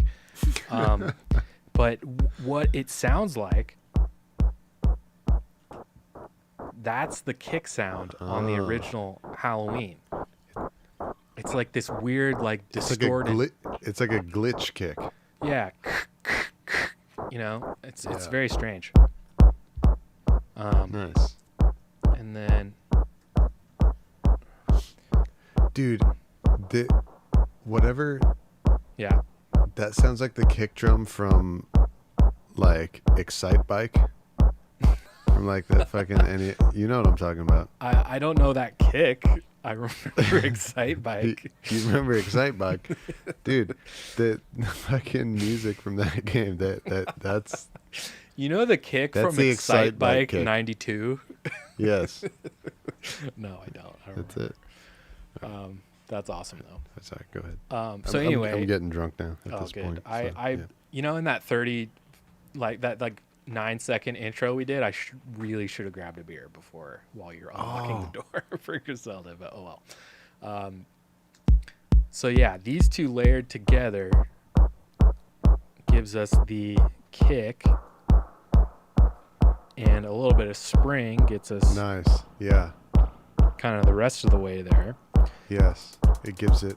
Oh. Then we've got this. You got your Dirty South fucking hip hop hats. Totally. Nice. But if you listen to the Halloween, the original version, it sounds more like a tone in the hi-hat. So this is obviously just like a straight hi-hat. Yes. But there's also this. Like, you really did get deep with the recreation of this, didn't you? I really did, dude. This is good. And Brandon knows I don't usually get this deep. No, no, you don't. I really don't. Yeah.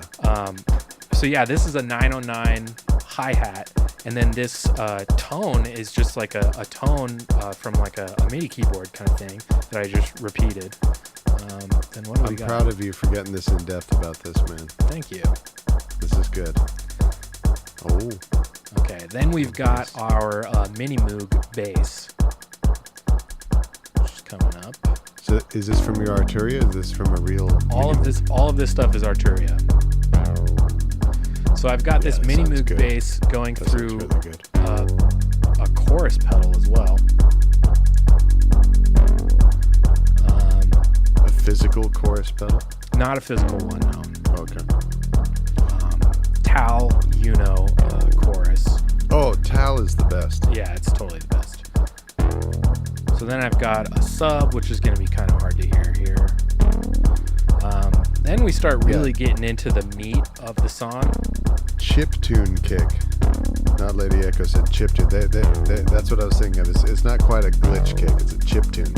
Okay. All right. Yeah. Can everyone in the chat still hear me, or is the song too loud? I think I should still be cutting. I can hear you. I can hear you. Okay, good. Sounds good to me. Cool. This is exciting. As it's coming on layer by layer. This is fun. So this is an actual down moment in the song, but next you'll hear the low synths. Yeah. Oh, that sounds super authentic. Yeah. That's very Carpenter.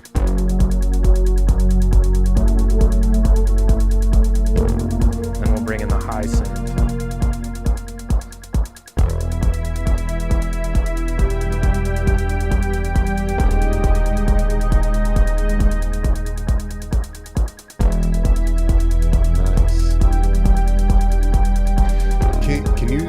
Zoom us in on the Reaper window there so we can see.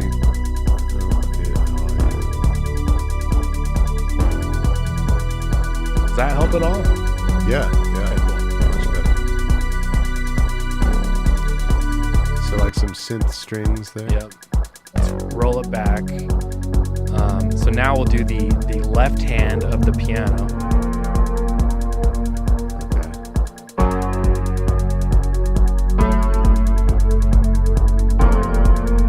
Not the main theme. Not yet. It's in there, but I have yet to bring it up. So here is that.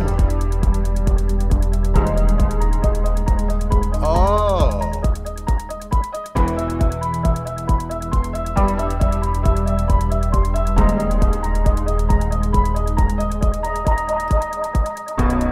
It is the main theme.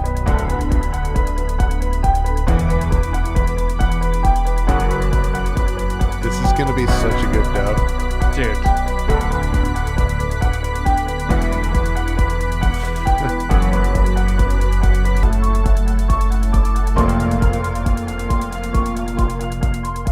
So, yeah, it's so fun to play around with. I've had this built out like this, finished for about 2 years now. And every once in a while, I'll just bring it up, especially around Halloween. I'll just bring it up and fucking play with it because it's so fun. It's like one of my favorite themes ever. And wow. For whatever I was telling my girlfriend about this when I was working on it the other day.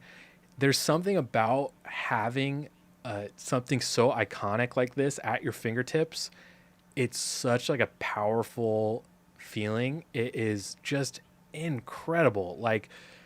Because like I said, I did a lot of work to make this sound as close to the original as possible. I think, ironically, the right hand piano actually could kind of use a little work to sound a little closer to the original. But so I might change that before we get to the end. But for these purposes, it works. Can you give us a little bit of a taste, a little preview of like what it would sound like if you if I was gonna like kind of dub it out a little bit. Yeah. I think that would be fun. So like I said, I've had this idea to do this for a really long time, but I've actually never just like done it. So that would be kind of fun, actually. Before I do that, though, I'm really curious, Brandon, to hear your thoughts on this. Okay. So the let's see, what do we got here? One of these I'm not gonna be able to play because it's the track for my mic right now, but that's all right. Actually, let's do this. I'm gonna move these because track 6 is my my mic, so I don't want to step on that one. So we need to be able to hear the that black market voice. Hear that exactly. Voice. Okay, so I also the other day added some guitars, which is not on the original, but on the remake of the soundtrack, which they've done, which John Carpenter came back with his son, actually. And they like kind of Carpenter. Yeah, Carpenter's son. John Carpenter's son. Yeah, John Carpenter's son. Yeah. So they remade the soundtrack, and they also they had Daniel Davies, who is Dave Davies' son from the Kinks. He also played on this, and he's a killer guitar player, and he's in Carpenter's live band. So they added a bunch of guitars to the new one. So I thought, okay, that's another way I could kind of differentiate this, is if I played some guitars on this. So I'm curious to hear your thoughts, and the chat's thoughts, for that matter. Do you guys think these guitars that you're about to hear add anything, or do they subtract to what I've got? Okay. So let's check this out again.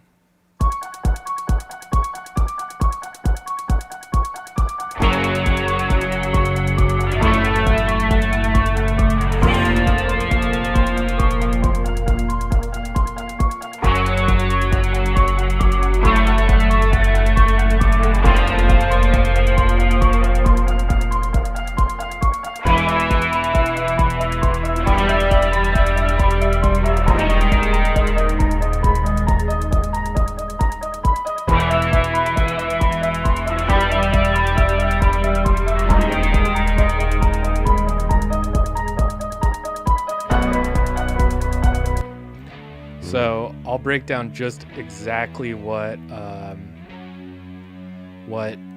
is going on here. So these first two, track 2 and 3, these are just big chorusy power chords, right? And then the other ones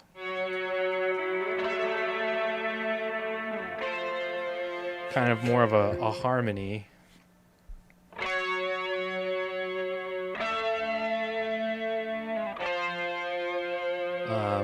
So I don't know if I want to use both sets of tracks or possibly neither. Let's listen to it in context again. Just.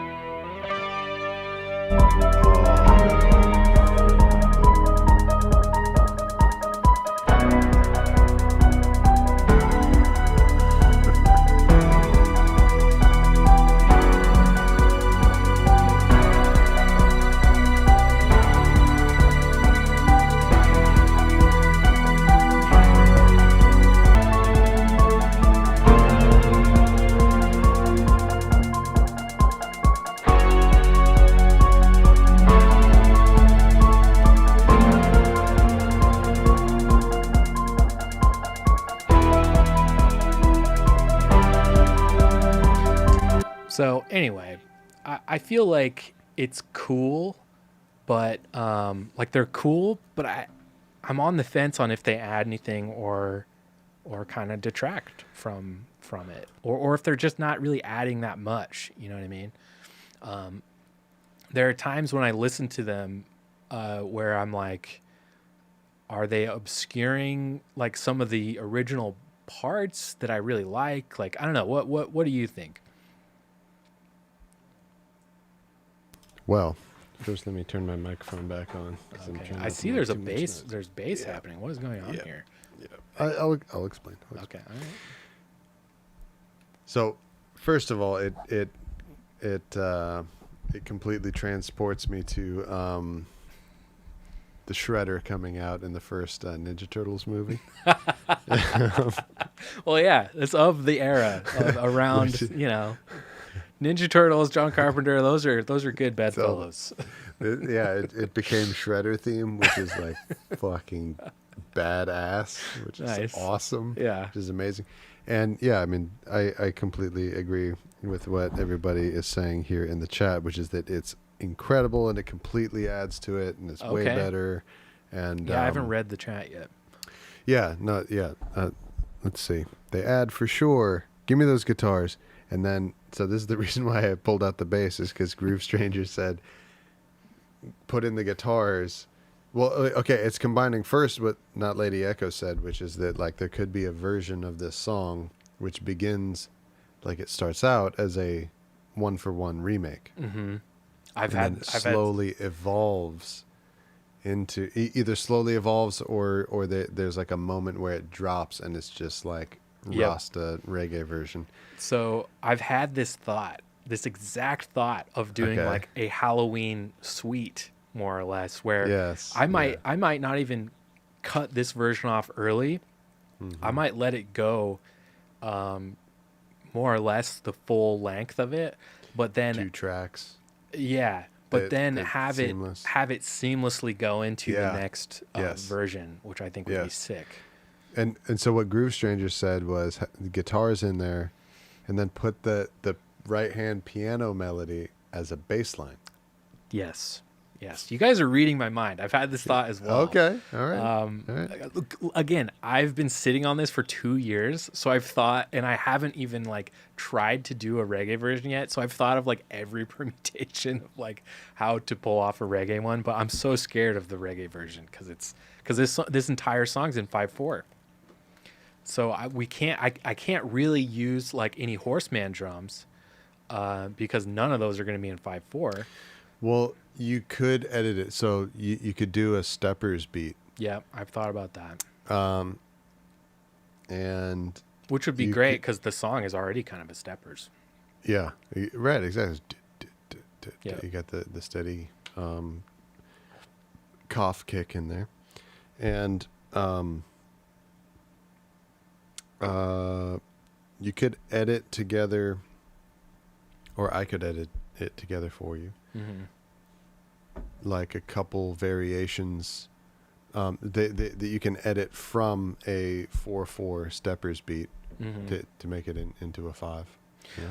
You know what I think we should do? This is dawning on me because I can see that you're inspired by this. Mm-hmm. What we should do is instead of dividing our workflow super hard over 3 different tracks in the next month, when we're already you're going to work on new music. We've got other black market stuff coming up real quick after this one. I think you and me should just make the reggae version of this song, and that is our contribution to the EP. Okay. Is the full suite, like I'm talking about, like a 10-minute track where it's like the main theme and it starts off that way and then it drops and goes into our version of the theme. Dude, I'm in for however you want to do this, man. Okay. Like the first way you said, this way you said, like I'm in for whatever. Yeah. I think that's how we should do it, because I feel like because you're not as familiar with a lot of the other cues or the score in general, right? Well, what if we do it a way where it's like each one of us is contributing our own things, but then there's one that's like all of us. So like maybe me and you do this, and then Chudan can synthesize sweet. On top. That would be sweet. He would do that and too. All culminating in a dub mix version that you do. Mm-hmm. That would be cool. With all of those elements. Mm-hmm. You know? Well, yeah, if you really want to do your own, then by all means do it. I think it would only make the EP better. Yeah, no. So you sent me, Nate sent me a playlist of some of the different music cues from this movie. before we did this stream, and I listened to one. It's not this main theme. I had never heard it before, and like it was like, oh yeah.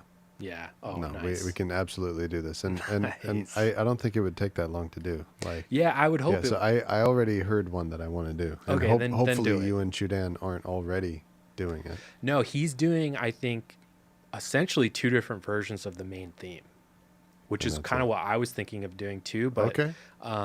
Like I would do. So yeah, I'll do a dub reggae version of one of the other music cues. Sweet. Then here's what we should do. This too. Here's what we should do.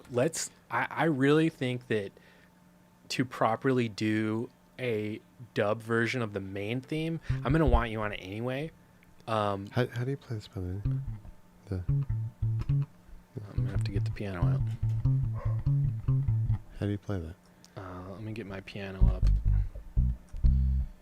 I could probably just Google it, couldn't I? Yeah, but then you're gonna have to play it on the stream. The other idea that Not Lady Echo said was to have the harmonies come in the second time around rather than having both the power chords and the guitar harmonies drop together. You could probably, get the most juice out of your situation by power chords first and then bring in harmonies. That's a great idea too. But to finish my own impression of it, I was thinking that during any part of like the way that you want to present this music as it being the recreation of the original music, leave it out. But once it turns into a dub, you now have new elements to enter and to bring out. Yeah. That is now like exciting and new and like, whoa, what the fuck? What the hell was that? Right. Because it's now new guitar parts that don't exist in the original. Totally.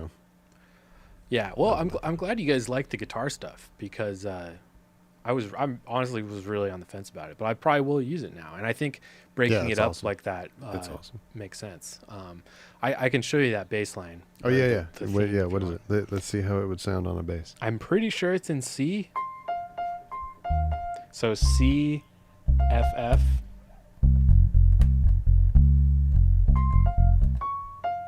And then, yeah, B flat.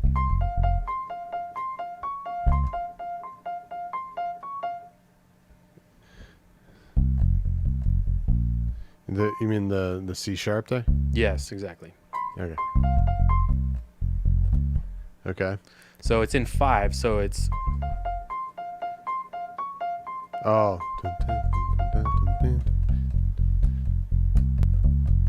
There you go. Okay, yeah. That could work. And then it... And then yeah, dude. And then it moves down. That would a step. absolutely work. Okay.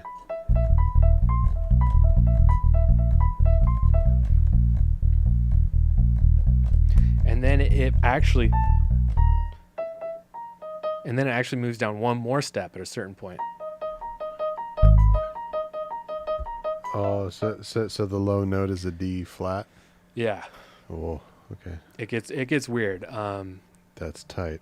Yeah, you'd have to listen to the original to get the form exactly, but yeah. Dude, it's 1 in 5. How much more reggae can you get? It's true.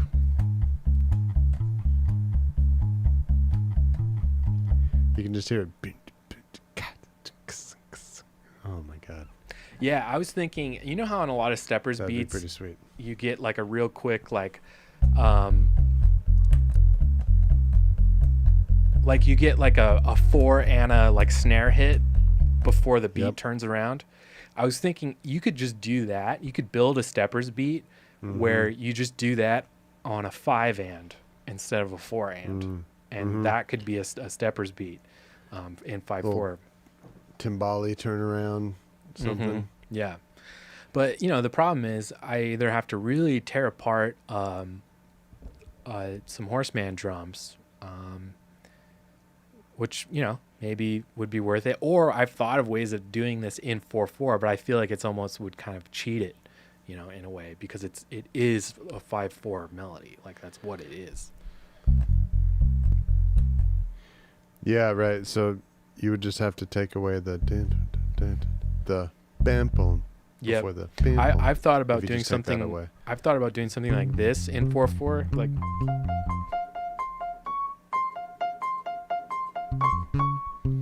Yep, and doing something like that, which is still very like identifiable. Yep. Like that. Yep. Yeah. And you could totally do that in 4/4. It's got like a modern feel to it. Mm-hmm. Well, we got options. Totally. It can be done. I'm excited for whatever you want to do. I always just feel like Brandon knows this. I always feel like I'm asking of too much from anybody I work with. That's true. So you do always feel that. I'm always the first one to be like, just do less and just I'll do more, and you just don't do anything. Like just don't do anything because I'm burdening you. So I'm sorry. Yeah, I'm sorry. But I'm excited. If you heard a cue that you want to do, that's very exciting for me. I did hear one. Yeah. I wish I could play it. Yeah, we probably. So it's the fourth. It's the fourth one in the. Was it playlist. Like 1978? It's like yeah. Yeah. Okay, that one I was gonna tell you. This is the one to do. Really? Yes. Okay. Yeah. The title of the video was like Halloween soundtrack, and then 1978. Totally. In parentheses, Mm-hmm. it didn't have a title. Right. Yeah. Yeah, that's the one. That's great. Somehow I knew. It's not this piece. It's not. No, that it's not. Yeah. Main melody. Yeah. Exactly. Oh, sick.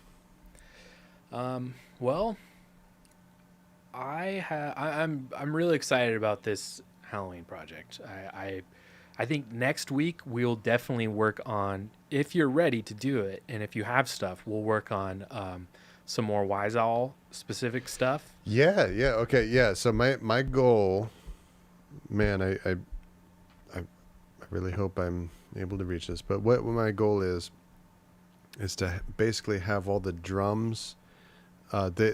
So when I do my songs, and I think this is generally or exactly the same process as you, that when I'm gonna do a reggae version of a song, I first make basically the network of the drums, the foundation of the drums, so that there's an opening and drum fills and the sound of the drummer who's leading the way through all the different parts of the song establishes the whole form of the song. And I record everything on there.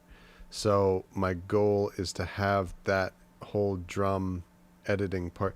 And if you guys are into it, we could do a stream sometime on us editing those drums and doing that. But we kind of I would kind of think that. Oh yeah, we kind of did. Remember when you showed me the just parallel distortion trick and all that?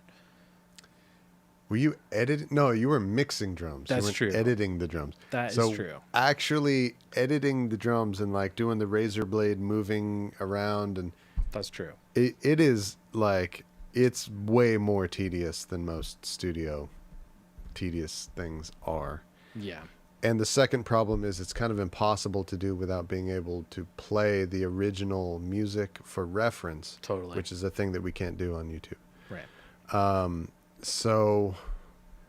But you're not missing much. It's incredibly boring. Yeah. So my goal is to have that done for the Alicia Keys song, so that next time we can be playing some instruments. Sweet. On the Alicia Keys. Yeah. Yeah, because we know you guys like the tracking streams, and originally when me and Brandon first started doing this together way back when we were doing it on Instagram, it was like we'd kind of only hit each other up if we were going to be tracking. Yeah. That was the main reason to do this kind of stuff, and this has kind of evolved into a bigger thing now where we kind of just do it every week, no matter what, which is awesome. But weeks like tonight where Brandon's been traveling for basically 2 weeks, and actually I'm about to go to Illinois for a long weekend. So I've had a crazy day catching up on work with all my clients and finishing up stuff from my job that I do in this studio. I didn't really have time this week to do the fun black market stuff that I love to do. So yeah, we know you guys really love the tracking stuff, and we're definitely so trying. with that in mind, send all of your friends to the Patreon so that Yeah. we don't have to do anything else besides this. Seriously, yeah. God, please. So it's like, what are you doing tomorrow? Well, Halloween and Alicia Keys, and that's it. Yeah, it like in our dreams, if this thing had a big enough audience and a big enough Patreon base or Bandcamp subscriber base, we'd probably do this daily, every other day maybe, and we would just be making reggae every day. Like that's all Definitely. we would do. Like Definitely. I could kind of, I wouldn't. Well, I'm not gonna say I would shutter High Noon. I wouldn't. I love High Noon, but like it would just make it hard to do anything else, basically. And that's like what we're working towards, is getting to a place. Oh, sorry, I didn't mean to interrupt you. No, it's okay, dude. I interrupt you way more, so don't even apologize. You ever. do? Oh, yeah. I don't even notice. I apologize. I fucking That's interrupt crazy. everybody. It's like my least favorite quality about myself, dude. I feel, wow, my heart-to-heart moment. But I'm gonna take my interruption of you. Go ahead.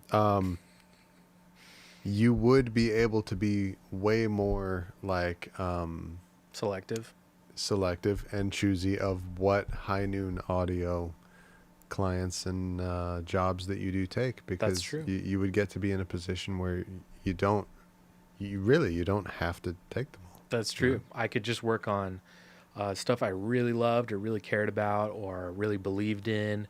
And, even if there was, and I would love to get to this point in my career. I used to do this when I wasn't in a position to charge.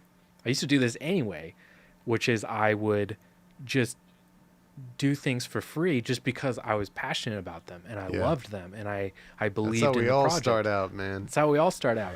And ironically, I've come to a place where my goal is to have enough income from other sources where I can actually start doing that again. Where I might be able to do more stuff for people for free or for really, really cheap. Just because I love it and I believe it. I won't have to turn people away because they can't afford it. Yeah. That's a good point. Yeah. I would love to be able to do that. To be in a position where you could offer your services for free just for the love of it. And for the love. Yeah. And because I believe in the client or the musician or artist or whatever. But yeah, unfortunately, that is not the reality we're in. We are in the reality where we're doing this for cold hard cash.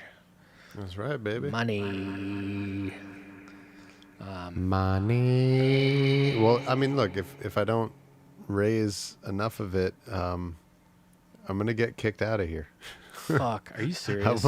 I won't. No, I mean it's rent. Right. Like I won't get to be here. Okay, but that's not like an impending. The money. That's not no, like no. Okay, good. I don't have a person who's threatening me with that. But, I was about to be like, we've got we've got a emergency black market emergency. Brandon's about to get evicted. All hands on deck. No, I'm not about to get evicted, but I just mean the way that it is, the way that the circumstances are in the current moment is we're not in a position to be able to work with anybody and everyone that we would like to for free. Right. At the moment, it is like we got to do what we do so that we can keep working. Yeah. We got to make money with what we're doing so that we can keep doing it. Yep. At the moment. Yeah. Mm-hmm. Yeah.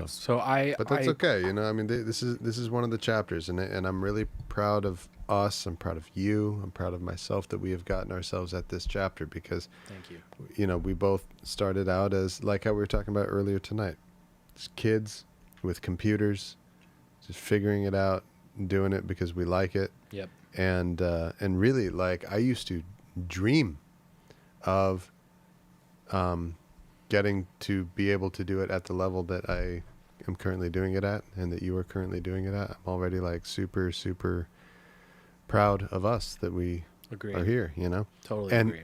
And it's just like such good news, and it's like so much more exciting that like it's realistic for us to dream of getting to do it at an even bigger level, you know? Like it's Totally. not crazy. Totally. To have new dreams, and I feel like that's kind of a special thing too, is like, you know, we had the dreams when we were teenagers, but like we can be in our 30s and have like new dreams and feel like we're kids again. Absolutely. You know? I feel like I'm a kid again with this, you know? I totally do. It's really cool. Yeah. So, yeah, no, I agree. It's an important thing to always set new goals for yourself, you know. And in the case of Black Market, I try to set a new goal every month, you know, a new goal every month of like tackle a new artist, do this, get another EP out. And honestly, this kind of podcast format that we've been doing every week for 11 weeks now, which I'm really, really proud of and excited about. I've wanted to do something like this forever. Even when we were living together, Brandon, I remember just thinking like, and we probably even talked about it. Like, fuck, like we have such a good rapport. I wish we could just do something like this. But well, our idea originally was to do a Deep Space Nine podcast. I know. Who knows if that's ever going to come out now? Who knows if we'll ever do that now? But whatever. Yeah, it's so funny how we ended up doing this instead of that. Yeah, no, our idea. And by the way, this is still out there for everybody. Like, we're still threatening you with this idea. Yeah, that if we run out of things to talk about music and reggae and dub and stuff, we're just gonna start watching Deep Space Nine and just do a watch through deep dive. Essentially do live commentary for every single Deep Space Nine episode of like 200 plus episodes. Like all like 1,000 hours or whatever. Yeah. So keep paying the Patreon bills, or we're gonna pull out some Star Trek, you know, and you guys are gonna be real sorry then. I love this. John Boy just said, "I'm 50, and I'm dreaming." There you go. And there you go. Yeah, no, I met John for the first time in person recently, and that is absolutely the impression that I get. Is very inspiring. It's like, you know, because he's somebody from the generation that we looked up to so much when we were learning to play music and learning to play reggae, you know, Brian Wallace, Brian Dixon, and Chris Murray, and the Slackers, and all those guys, you know. And so, you know, John is one of those guys, and to like meet him now where I feel like I'm old, and to see someone who's hustling and dreaming and creating and planning and strategizing and scheming still more than me, still at a level that I admire and look up to, still, it was a very good feeling. Yep. You know? Yep. Yeah, it's important. It's really important as creatives to always have someone to look up to and to be able to envision like yourself as when you reach that age. Otherwise, if you look the other direction, which a lot of artists tend to do, I talk, a lot of my clients are like, they love making music and all they want to do is make music, but seeing the state of the music industry, they can't help but feel this sense of doom about it because time doesn't stop and they're just getting older. And if they haven't made it yet, they're not, you know, they're not some cute little singer-songwriter, you know what I mean, anymore. Like they're, and they're all just afraid if their time is past or whatever. And my answer to that is always just like, what are you gonna do? Not make music then? Like, yeah, right. Like you're just gonna stop because someone younger than you is making music still, or what? I don't understand. So to have someone like John Roy and Brian Wallace, and these guys who are older than us, and like you said, are still grinding, still out there doing it, still like. They're still the guys that we look up to, that are like still inspiring us. And it always will be. Like there's I promise you, there will never be a day where Brian Wallace goes straight. Where Brian Wallace is like, all right, guys, the Dub Robot Mobile has served its time. I'm done now. Like, it's never gonna happen, dude. That's not that's not the life he's chosen. And once you choose that life, it's impossible to turn away from it.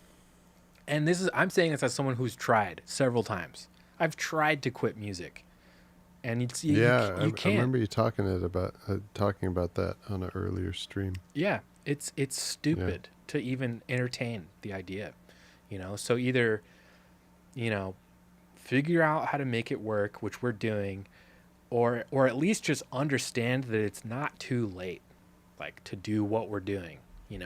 Like, yes.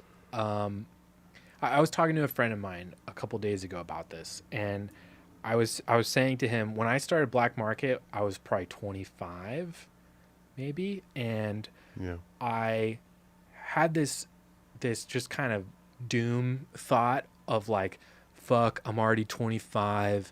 I should have been doing this years ago. Yeah. Like, I'm never going to build an audience this late in my career. Like, supposed to start when you're 17. It's totally supposed to start when you're fucking 15, 16, 17, and then like have it all figured out, blah, blah, blah. Yep. And then one day it clicked for me, and I was like, you know what? It would have been rad if I started this 5 years ago when I was 20, but I didn't. And I still really want to do it. So the second best time to start doing it is literally right now. because that's a good point. Because 5 years from the now, the youngest that I will ever be is now. I am so young compared to how I'm about to be in 5 years. Yeah, totally. Because I literally had this thought. I was like, you know what? Because 5 years from now, when I'm 30, if I still haven't started doing this, if I feel like it's hopeless now, if I wait even longer, exactly, I'm going to really hate myself for not just making music this whole time. And, and on the contrary, 30-year-old me is going to look back at 25-year-old me and be like, bro, thank you. Like, fuck, thank you for starting, for having the courage to just say fuck it and start, let the chips fall where they may kind of thing, And the thing is you can do that at any point in your life. It doesn't matter that I was 25.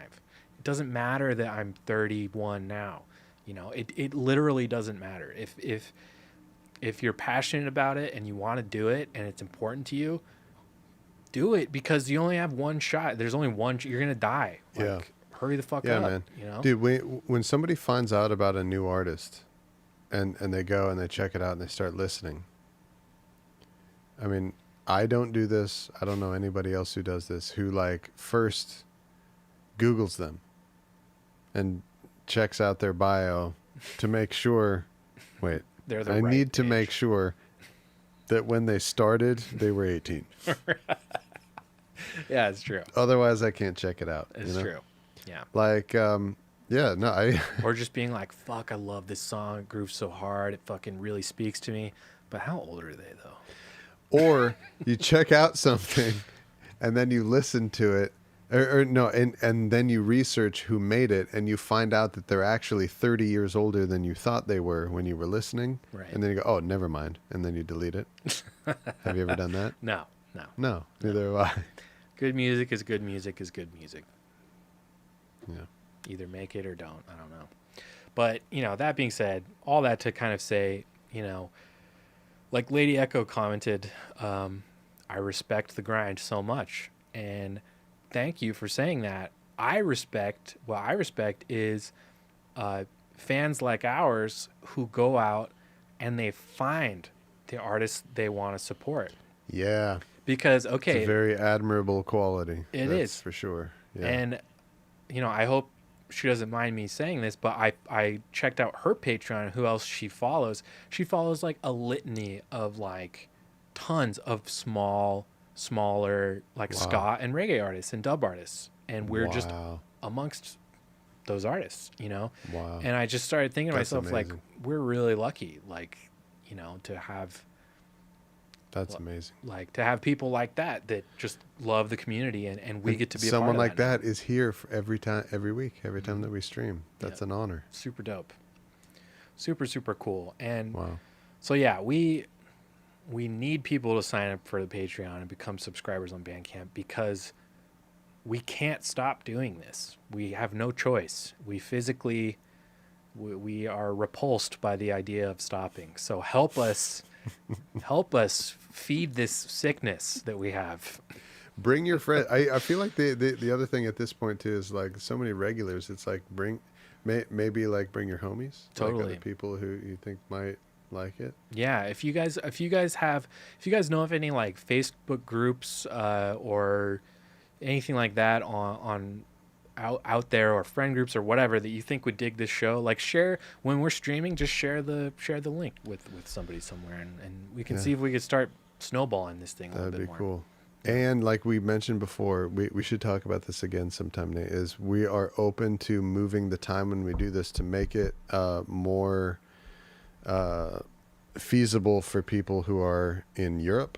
Yeah. You know, I know we have a lot of supporters and a lot of followers and a lot of homies in the UK especially, and also a lot in Spain, a lot in France. Yeah, there's got to be some time where we can all hang out together and not just make it a North America thing. Yeah. Live, anyway. Yeah, I agree. Yeah. I'm going to do a poll. Okay. Ska Tune Network. Okay, gotta check that out. I'm always curious about is the style of Jamaican music that we're... Let me ask you directly to you, not Lady Echo. Is the style and styles of Jamaican music that we're doing and talking about and playing and making, is it too far from center for the purely ska people?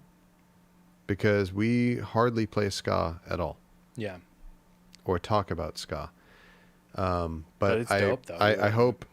I hope you know, and I'm sure you do know, and I'm sure you can tell that that we are both people that everything that we play and everything that we're talking about is on the foundation of ska. Totally. And we both play and love and listen to ska. Yep. And have for years in the past. Yeah. But, boy, I mean, what do you think? I feel like pretty much everything that we ever play on this stream and on our of what we like record and release too. Mm-hmm. And all the Black Market music and all the Wise Owl music, it's all like 76 and afterward. You know? Like, do you think that the really ska fandom would be into it? Yeah. I'm curious. What do you think, Nate? Me too. And you're right. Like, you know, with a few notable exceptions, we kind of, you know, steer away from ska for the most point. But that's not because we don't like it or anything. It's just, you know, we're just more familiar with this stuff, and me personally, this is just my style. But I love ska. I'm not as good at playing ska as I am at playing reggae. Ska is its own beast. It's a monster too. Like, learning how to play ska properly, it's like it's a whole nother set of rules, you know, that's really important to follow. It is. But that being said, the two notable ska tracks that I've done, like, really went over well, and it made me want to keep doing more of them. I did a Talking Heads ska tune. I'm forgetting. And she was exactly. I fucking love that one. That one's sick. I love how that turned out. And then the other one, I wanted to do Billie Jean for the Michael Jackson EP, but I didn't want to change the tempo of Billie Jean. Like, it's like literally the most perfect song, and I really didn't want to change much. Probably the most iconic drum beat in music history. Probably. Yeah. And I felt like changing the tempo, like, inherently kind of fucked with the song too much. So I wanted the tempo to be the same, but it was at a tempo that was like specifically not a reggae tempo. It was a ska tempo. So it kind of took the choice out of my hands. I had no choice but to make it a ska song. I don't know if I would have had I realized that, but I think I'm really glad I did, which made me want to, thinking about those 2 tracks makes me want to do more ska stuff. But Lady Echo says, to answer your question, I think the ska folk would love your stuff. All right. Yeah. Thank you. Yeah. Question answered. Oh, and I do see it getting shared sometimes in the ska circles I'm in too. Nice. Cool. Hell yeah. All right. Well, let's broaden our horizons a little bit and speak to our ska lovers, our Scottians out there as well. Our Scottians, our Scottians members. We've been neglecting our Scottians, bro. Maybe that's what we'll start referring to the chat as. Hey, there's Scottians. Yeah, and we can just wear pork pies. Yeah, that'd be like a kind of a unique version of us selling out. Well, guys, turns out reggae does not sell. So forget we reggae. Love ska now. Ska. Oh man.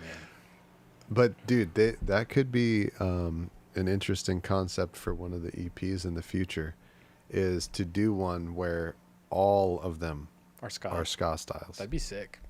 Yeah, I would love that. Yeah, me too. Well, should we wrap up this show? Yeah, man, we've covered the 2 topics that we wanted to talk about, and many more. And you are off to Illinois quite early in the morning. Yes, that is true. And you're in a much more easterly time zone than I am. Much more easterly, indeed. Yeah. It is 10:30 p.m. Let me remind you again. I said that's not that bad. p.m. That's not very bad. You are. No, but I think you're confused. I think you might think it's 10:30 in the morning, which, yeah, you're right. It's not that bad. But I said p.m., which is actually, it's nighttime where I am. It's actually at night. You're such an old man. And particularly a late time of night. By the way, Nate is, what are you, 5 years younger than me? 4 years? He's the younger one. But yeah. Wait. Lady Echo saying more. But like the ska music coming out today is so diverse in its sound. Some folks make very trad sounding stuff. Some folks mix it up with hardcore punk. Yeah. It was like that in my day too. But and then 4 years later, when I came along, it was still like that. Yeah, but okay, cool. So yeah, it sounds like there's still a cohesive connection between just lovers of Jamaican music and all of the descendants of Jamaican music. Okay, that makes sense. Okay, so I didn't tell you, but I did a poll. I put a poll out in the chat. And I said, what time should we do the show? And I gave 3 options: at night, in the afternoon, or stop doing the show. I've got good news and bad news. Okay. I'll start with the bad news. In the afternoon and stop doing the show are tied at 0%, and at night has 100%. So more or less everyone wants us to keep staying in at night. Was that a roller coaster ride? That was a roller coaster. Holy crap. The way that you presented that information is like... Yeah, that would have been pretty bad. Nate, but you didn't... Oh my God. Okay, just... But the way that you did the poll, it's like, should we do it at night? But the whole thing is at night where in the world? That's the whole thing. The problem is that we're doing it in the middle of the night, right? For Europe. Well, you can't put that in a poll. Everybody will say at night. You can't put that in a poll. So the guy in Australia votes at night. The person in India votes at night. The person in California at night. Maybe they abstained from voting. Maybe that's why, morning and stop the show were tied. Everyone that wanted those just probably didn't vote. I started freaking out. I was like, dude, like, if we had even a single vote for stopping the show, I would have cried on the stream. Like, oh man. Whatever. I ended the poll before someone could ironically tell us to stop doing the show. All right, Nate would cry. He really would. Yeah. All right. Well, Good job. Yeah, I'm happy. I think tonight was a good and fun show. Excellent show. Yeah, very fun.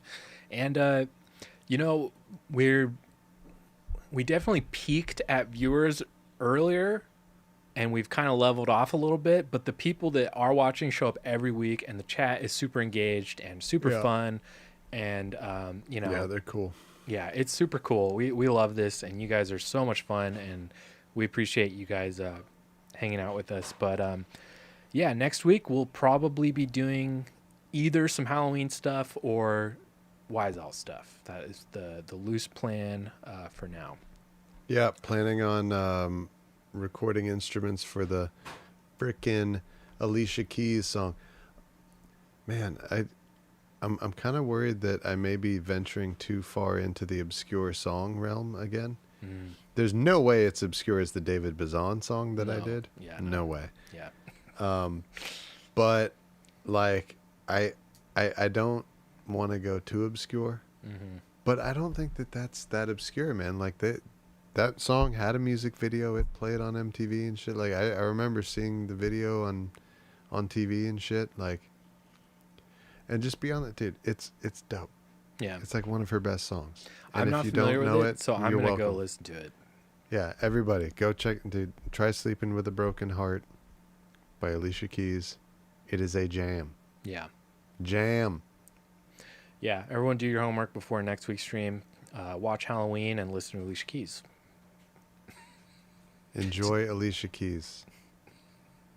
Yeah. This weekend. Yeah. Everyone. All right. We love y'all. Great show. Thanks for watching, everybody. All right, fam. We'll see y'all next week. Love ya. Bye.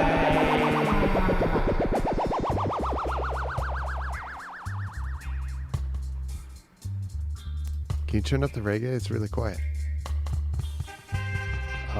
Yeah. This is the part of the show where we're not here anymore, Brandon. I don't know if you're aware of that. Okay, bye. Oh, sorry. Yeah. Bye.